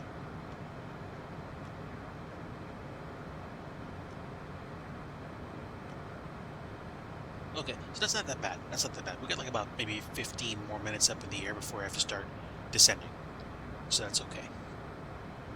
And again, we're doing an RNAV, so I'm not going to worry about setting an ILS frequency. Thank you, Mr. Riley.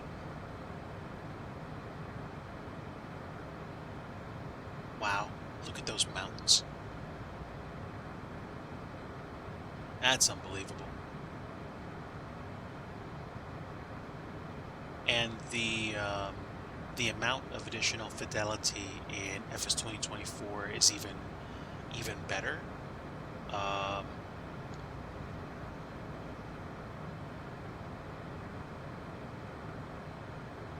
I was flying FS 2024 earlier, but I didn't find any photogrammetry. Photogrammetry, I feel, is slightly better in 2024 over 2020, but I still like flying in FS 2020, and there's a lot more aircraft that I can choose from, so I'm pleased with the overall direction of the sim. Still,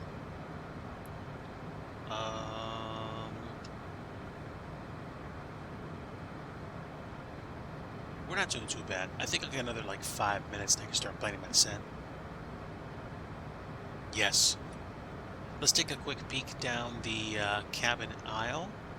I'll just excuse myself. Excuse me? Am I? I can't excuse myself? Huh. That's strange. Or is it that the camera's stuck? No. I guess I can't go further down, but there's the cabin interior on this plane. It's cozy.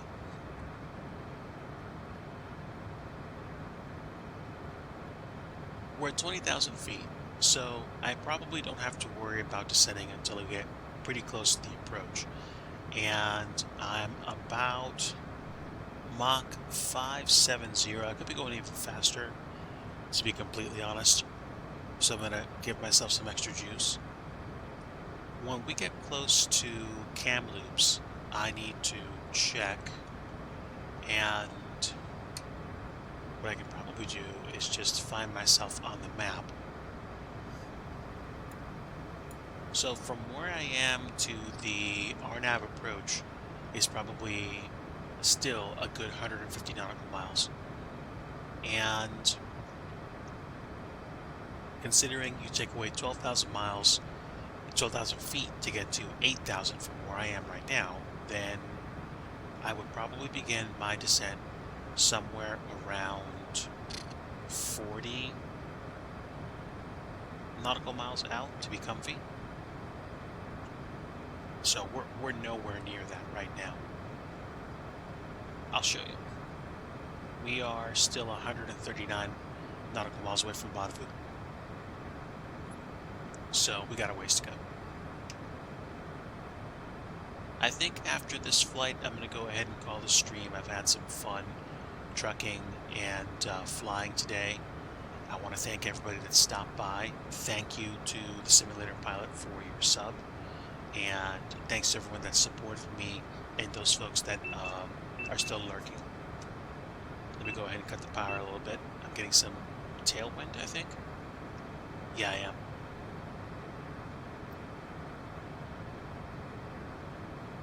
Tailwind complement is roughly 30. It's a quartering tailwind.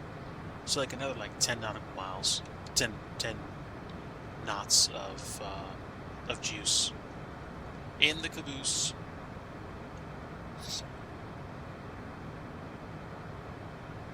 We're going pretty quick.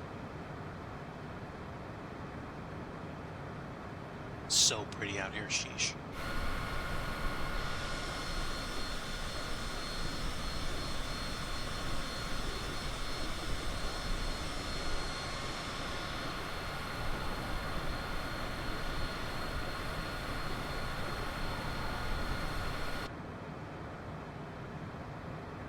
Hopefully everybody's on their way to a great weekend. I am probably going to rest up and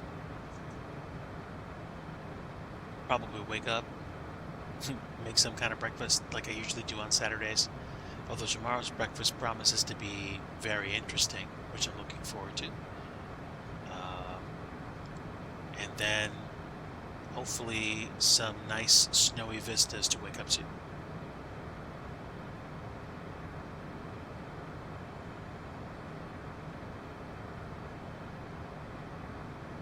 Okay, I'm still about 284 knots. I'm not going to mess with it too much.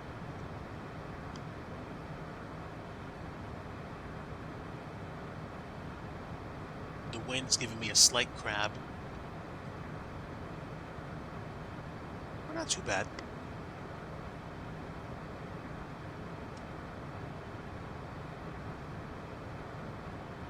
Okay, so let me look.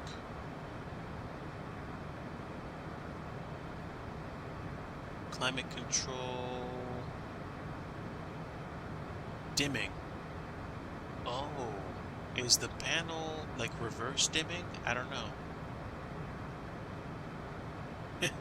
Not sure.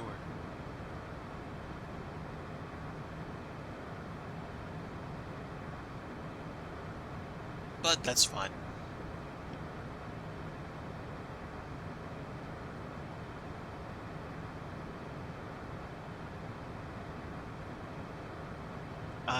I gotta say I enjoyed my trip last month.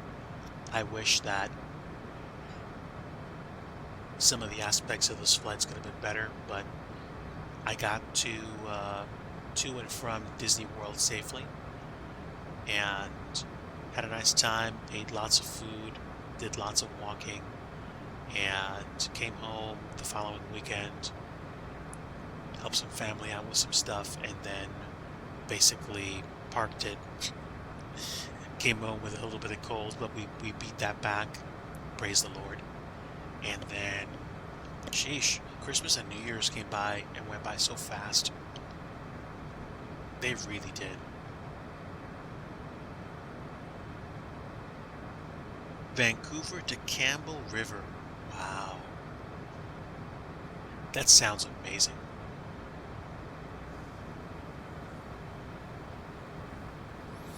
I certainly can't complain about the views. Great corner office. What do you guys think? It's amazing.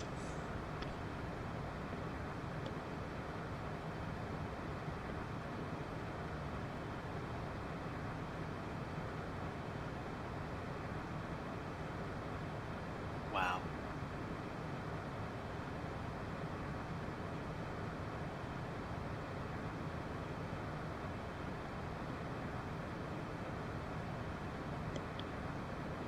I'd probably say we're going to be at Kamloops in another like 25 minutes, which is good because I'm starting to fade.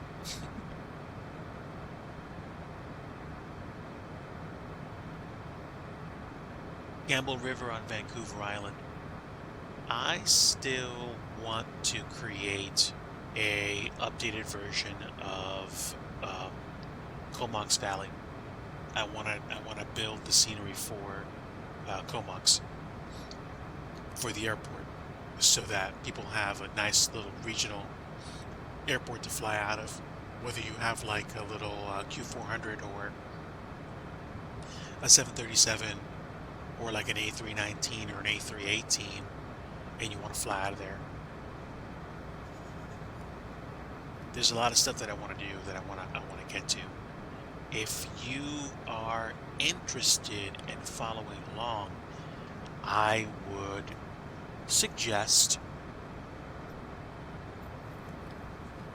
and again, no need, excuse me, no, I'm not putting pressure on anybody. I appreciate having you guys on here, but if you'd like to be a part of my scenery development journey, I have a buymeacoffee.com page. It's buymeacoffee.com/DIGI123. So it's buymeacoffee.com/DIGI123 if you want to make a one-time donation or become one of the supporters of the channel. I am going to be building out some, I guess you could say, new ideas, new tiers of support, and I'm going to be looking into figuring out how to like provide additional content, not keep my content behind a paywall, just make content experiences more rewarding for folks that are providing that extra level of support. And the content's going to be free throughout. It's just going to be, do you want to be the absolute first person to see certain things, certain videos, certain products, stuff like that. But yeah, I want to do combos. I would very much like to. Okay, let me take a quick look at the Navigraph map that I have set aside. All right, so I can probably start descending now. So let's do this. Let me go ahead and set my altitude to 8,000.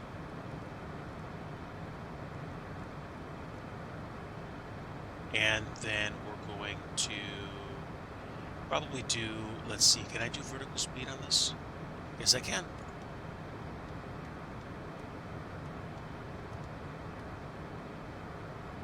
Let's go 1,800 feet per minute so far.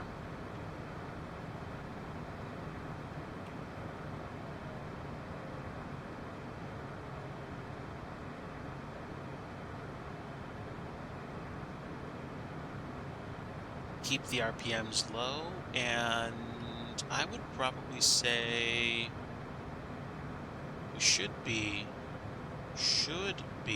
down to 8,000 feet very shortly. Actually, we don't even need to descend that quickly. I could probably descend at 1,000 feet per minute right now. It had my top of drop way later, but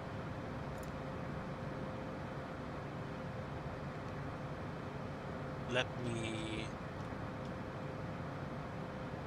adjust it. Okay, so we weren't that far away from top of drop. And if I descend at maybe even as low as 500 feet per minute, I'm probably still going to make it.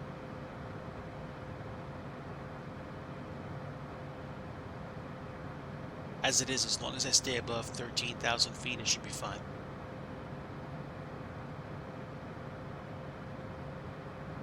Yeah, and Turdog, you just being here is enough for me. Yeah, you're a prime example of somebody that I appreciate having on the stream. No cover charge at all, clearly. If all you guys do is say hello, that's amazing. If all anybody does is lurk, you're boosting the channel algorithm. There are plenty of ways for you to hang out, be a wonderful, valued part of the community without any need to chip in a penny.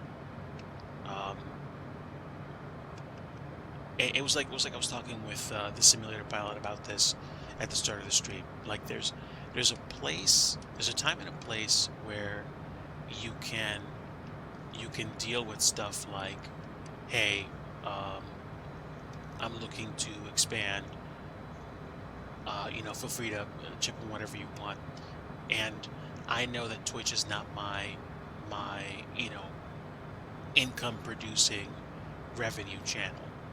And that means that I can do things like hang out with people and say hello and genuinely just be there for the experience and not worry about it. And of course, I do appreciate those people that are, happy to throw in an extra buck or two to allow me to get the occasional flight sim mod, or to be able to throw an extra buck or two of gas in the tank at home. And that's it.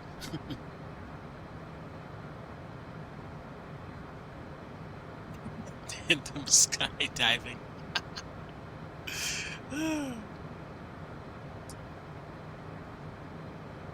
I've flown a plane, but I don't know if I'm down with the idea of skydiving.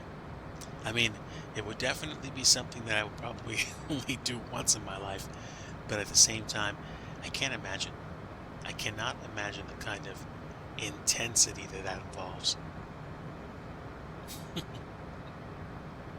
Flying a Cessna and having, white knuckle grip on the on the flight yoke because I'm flying a small plane for the first time.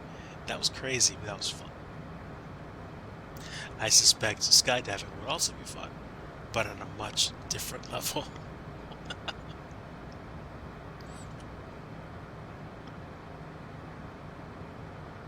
Oh, extremely windy. Oh yeah, no question. No question.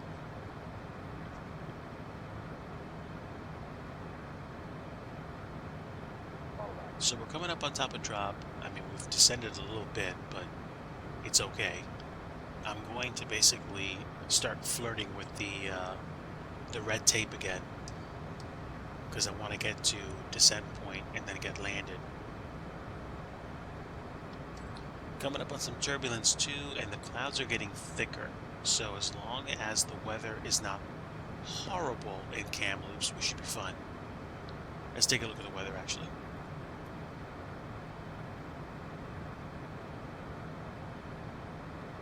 Okay, winds at 260 at Niner, visibility 30 statute, overcast at 8,500. So, okay, that's not terrible, but considering, let's see what the, okay, runway is at 1,133 feet, so that's okay. Not ideal, but it's okay.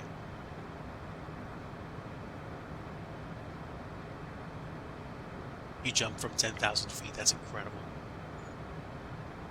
I can't even imagine. Wow.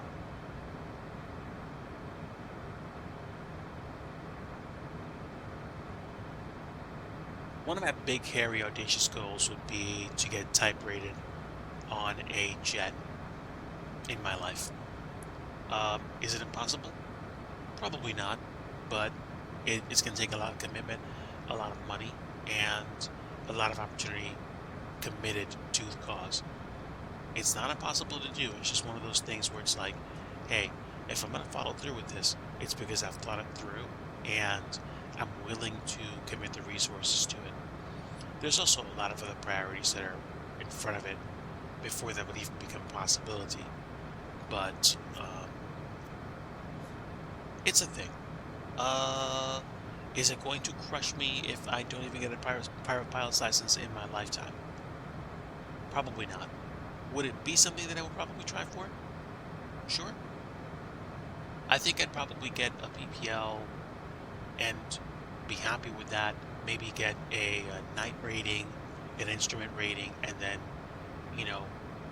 if it was at the point where the discussion was on the bordering on the silly side, I'd probably have like a PC-12 or like a TBM 930 or 950 or something, or 850. And those things are so zippy, so fast, that not having, engine nacelles with turbines in them, that probably wouldn't be heart-wrenching, because those things are efficient and fast.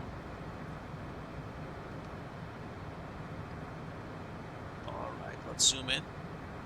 We are coming up on top of drop, and then we'll plan to get down to 8,000 feet.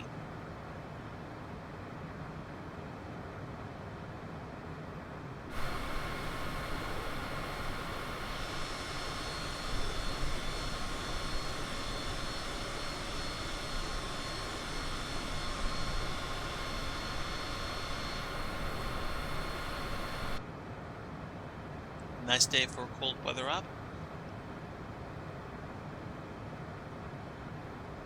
A little bit of turbulence, not much.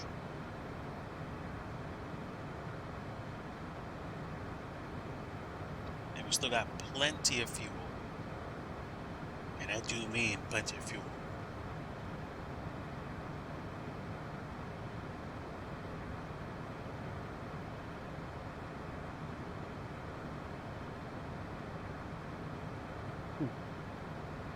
I will say this much. I am a foodie. When I went on vacation at the top of last month, we got to eat at some wonderful and sometimes eclectic places. Like, for example, I told you guys I went to Disney World. I got to eat at the restaurant called Steakhouse 71, which, as it turned out to be, had one of, I think, the absolute best experiences for steak. There's I think it was like a 6 or 8 ounce flank steak. Their flank steak was unbelievable, like unparalleled compared to other steaks that I've had before. And the funny thing about Disney is that you can have this, like, really amazing, like, high class experience somewhere, and then the next day have dinner at a place with, like, either character dining or theme dining, or like you're just putting away the spare ribs or the blackened chicken and having a great time with family.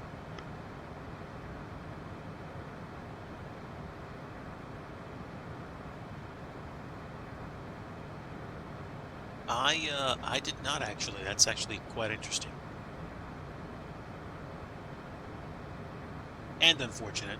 Um, I mean, that's one of those things where it's like, hey, if I'm going to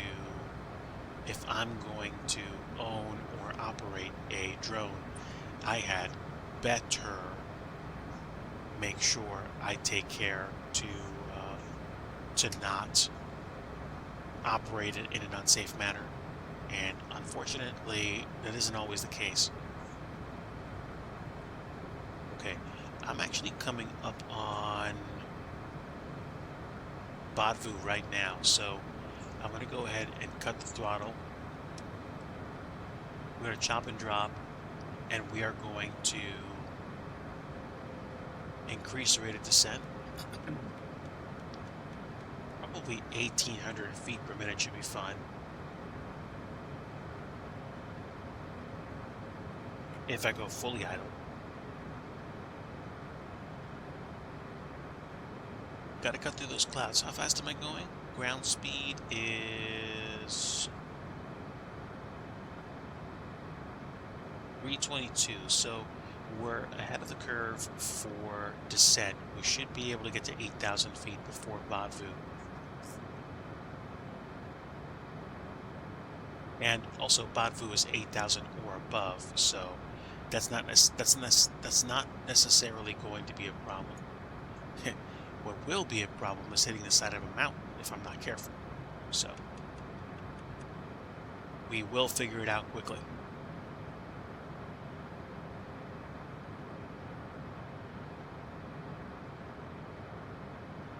Some beautiful vistas out here, but I better respect the mountains. And since we're coming up on 10,000 feet, I'm going to go ahead and turn my landing lights on.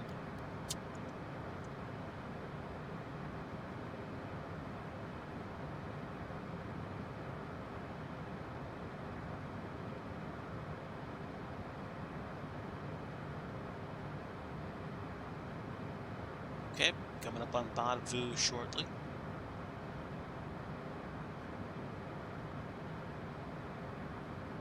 We are cooking on our way down.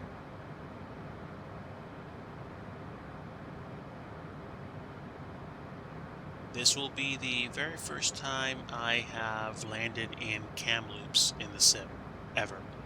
I did go to Jasper Hinton once before, some years back when I simmed some Canada flights in FS 2020.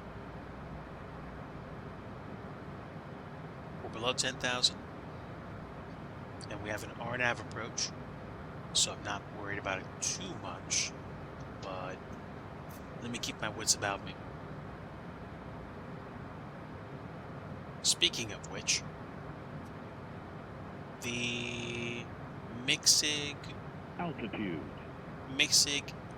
final approach fix needs to be at 4,400 feet. So we're going to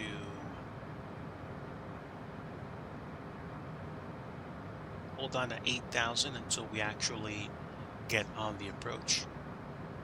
When we get to Uxid, we need to be at 8,000 and then begin descending to 4,400 for our arrival.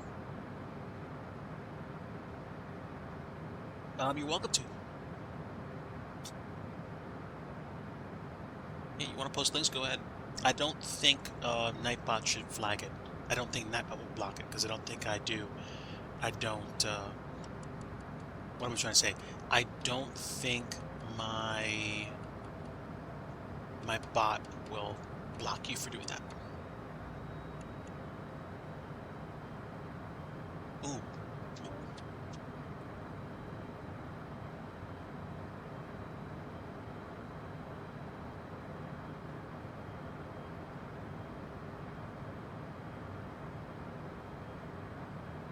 Let me look at that.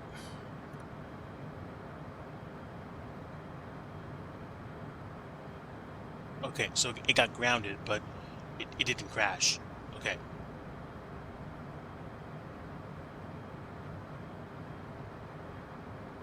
What's that? No. Wow. So there was a chunky hole there. Wow, that's incredible. Yeah, I guess that would be grounded, wouldn't it?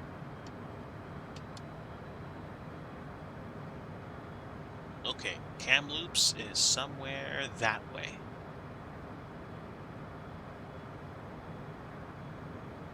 Incredible. And once I land, I'll probably snack on something really quick and then tune down and go to bed eventually.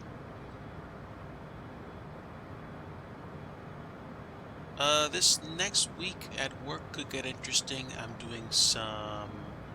kind of learning some new stuff, and hopefully that will make things interesting and fun.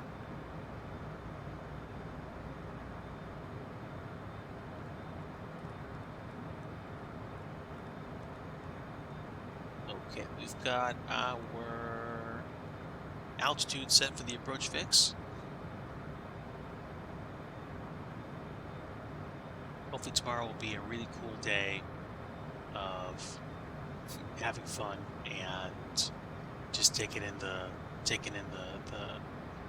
seasonal weather.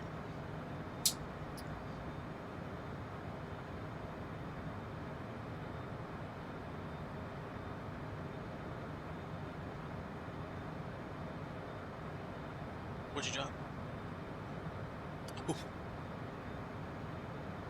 Alright, let's go ahead and slow down a little bit more, and we will do vertical speed at roughly 18. Is it 18?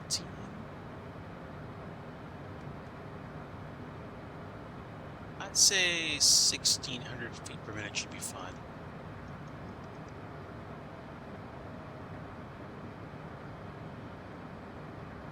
Okay, I might be coming in hot to Kamloops.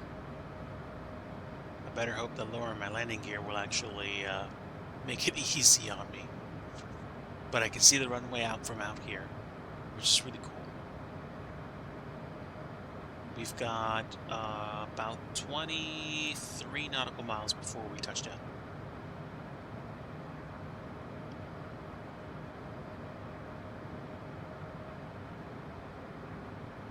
Let me reduce my rate of descent because I want to be on that diamond.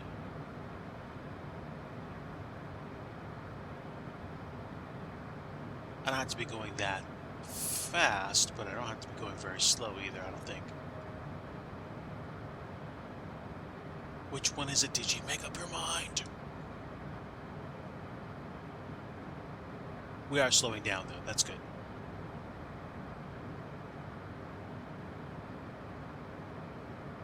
Again, really appreciate everybody that stopped by, and thank you again so much to Scotty Dahani for the raid. Appreciate having you with me as I fly into Kamloops.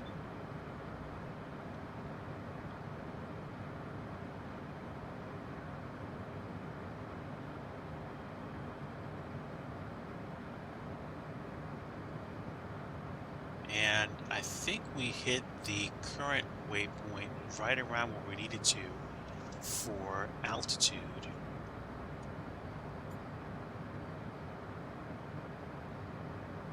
Okay, a little bit under, but I think we should be fine. Altitude. Yeah, we're on the way to mixing now.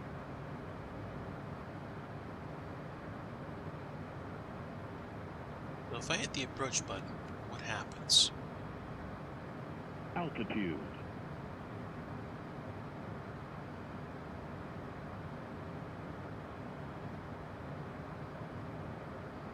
Not much. We're good though. Look at those hills, wow.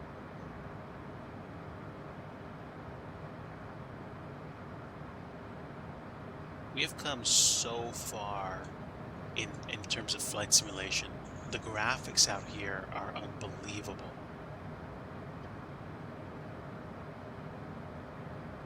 I used to get happy about, you know, cloud to ground shadows, and then FS 2020 came around and gave us cloud to cloud shadows. Alright, now let's see if the approach mode actually keeps the descent path.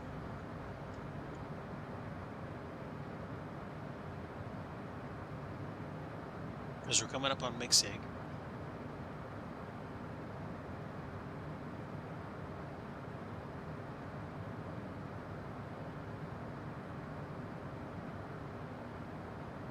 And it looks like the RNAV mode did actually kick it. That's so cool. Looks like Kamloops is going to be on my left. Alright, let's go ahead and hit it with a little bit of landing flaps. Oof, wow. And we'll get the boost pumps on just in case.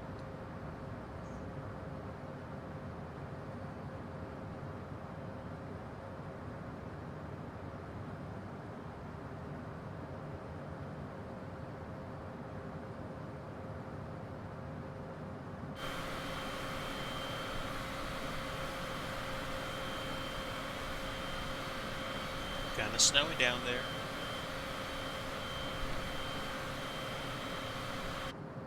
Very snowy, actually.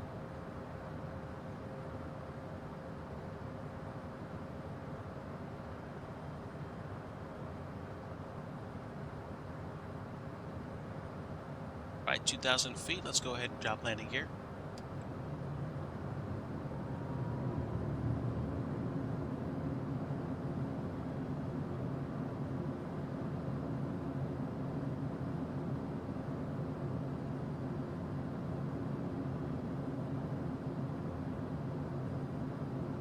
Looking good. Winds are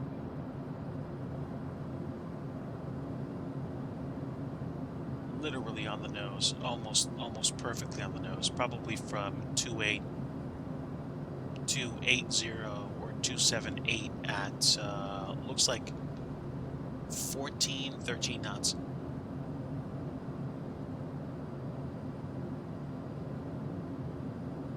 And we will see if we have any multiplayer or online traffic waiting for us at Kamloops.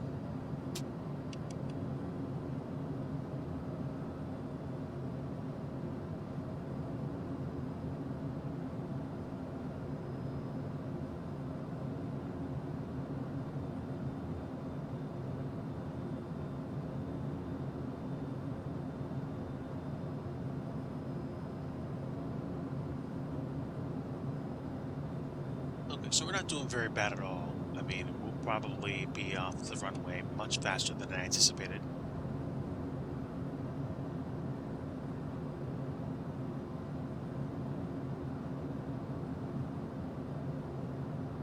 Almost down, Chad. Gears down 3 greens. Flaps are set for landing at 15. And we're about 148 to 150 on the speed.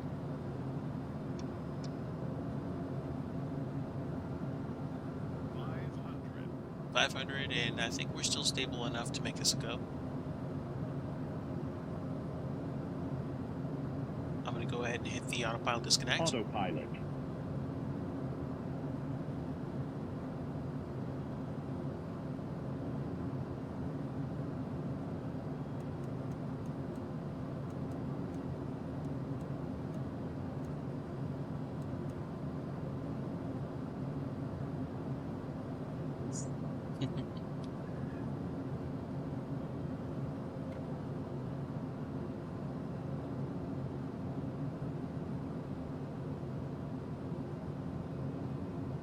Right, easy. There we go, and down.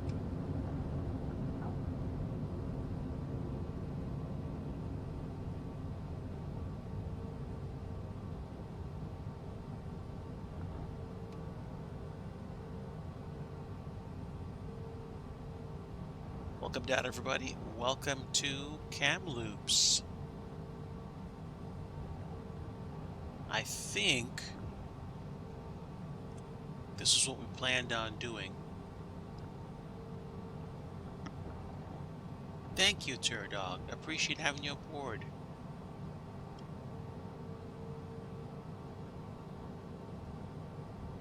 Happy to have everybody with as we wrap up our evening streams.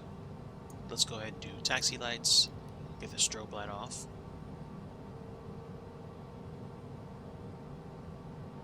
Wonderful.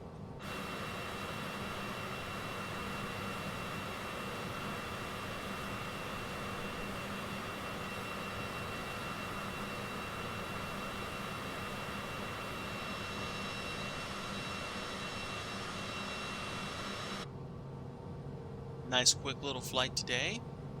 I almost wanted to do this in the 737. I'm glad I didn't, because I think it would have been way more prep work for a redonkulously short flight. So I'm happy.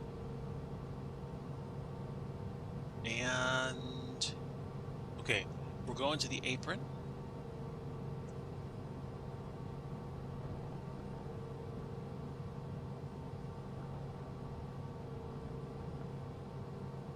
And I think now I can actually start potentially seeing some of the traffic. Yeah, still no. Alright, that's fine. Although it does look like they want to guide me in here. How does that work? Oh, I see.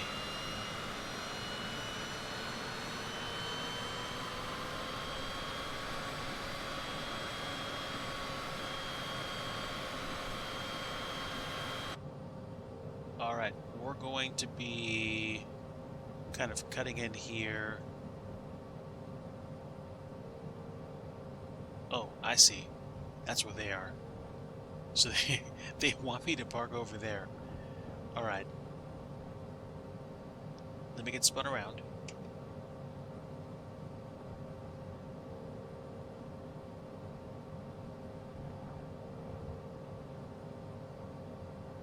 Okay, and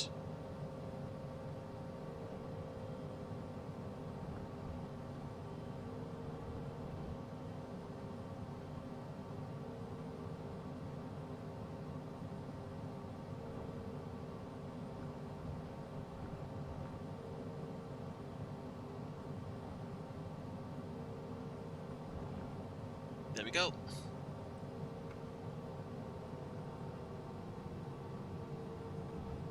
And I back it up a little bit? Nope, because this airplane does not have reversers. So, let's see. Parking brake is on. Let's get the fuel boost. And let's go ahead and stop the engines.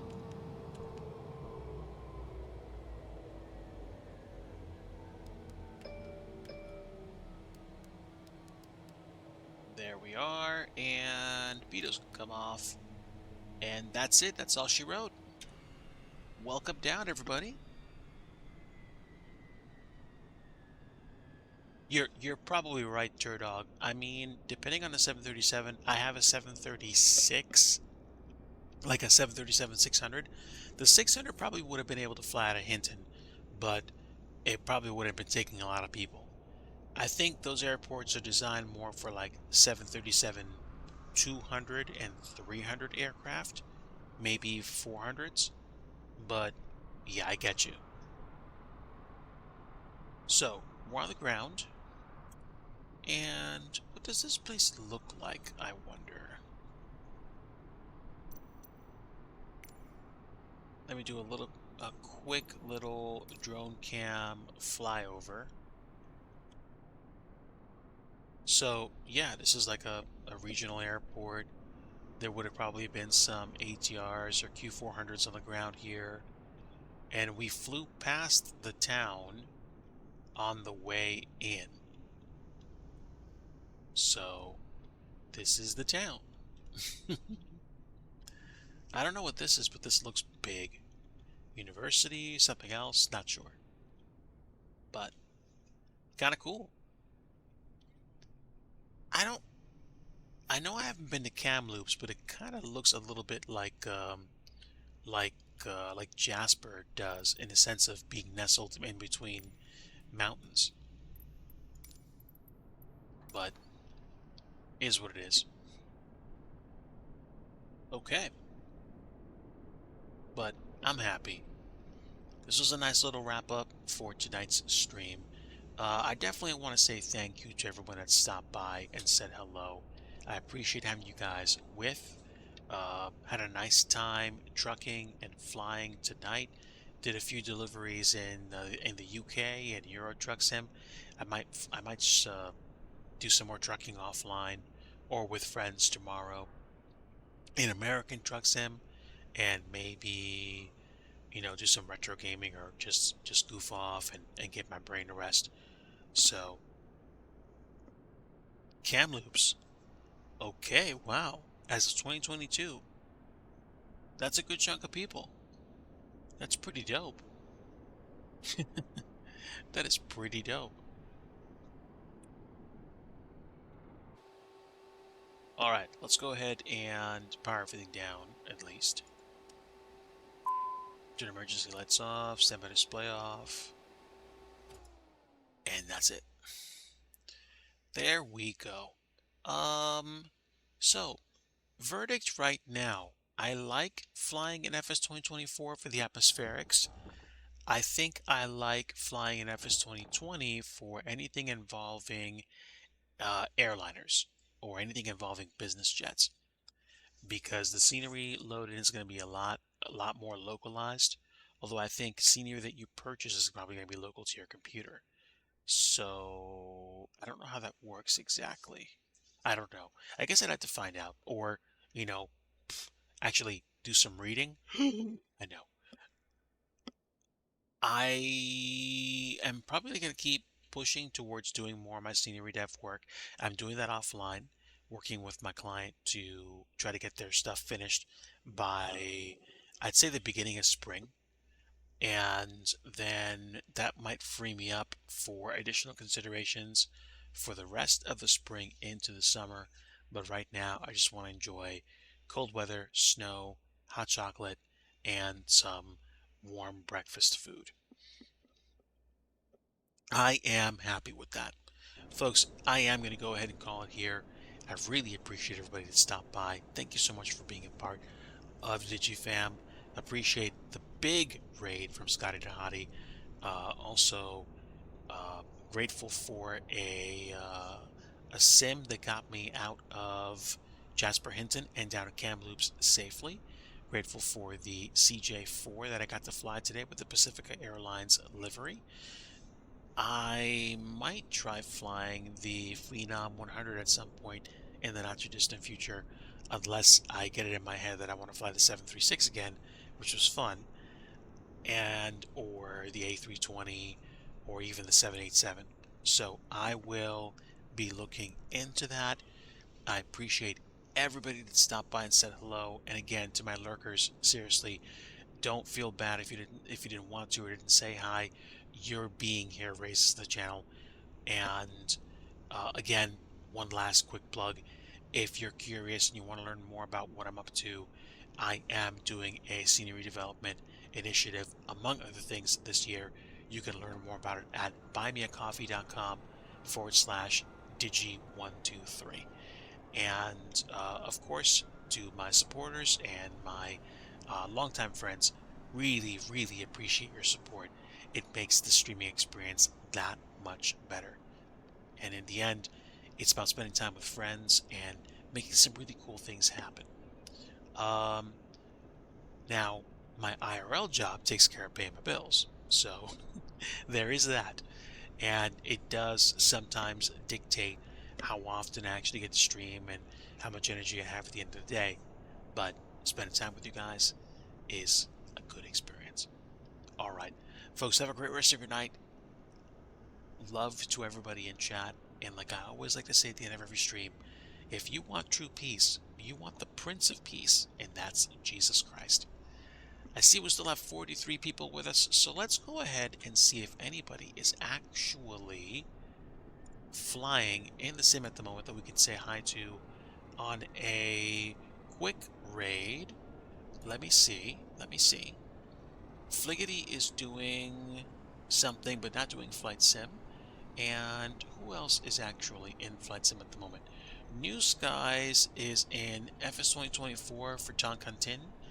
And who else is doing flight sim at the moment? So far, I don't see anybody else doing it, so looks like we'll be saying hi to New Skies. So, stick around for the raid if you want to say hi to New Skies, my friend. And we will go ahead and pay him a visit. All right, folks, much love to you all. Take care, and God bless you. Until next time, see ya.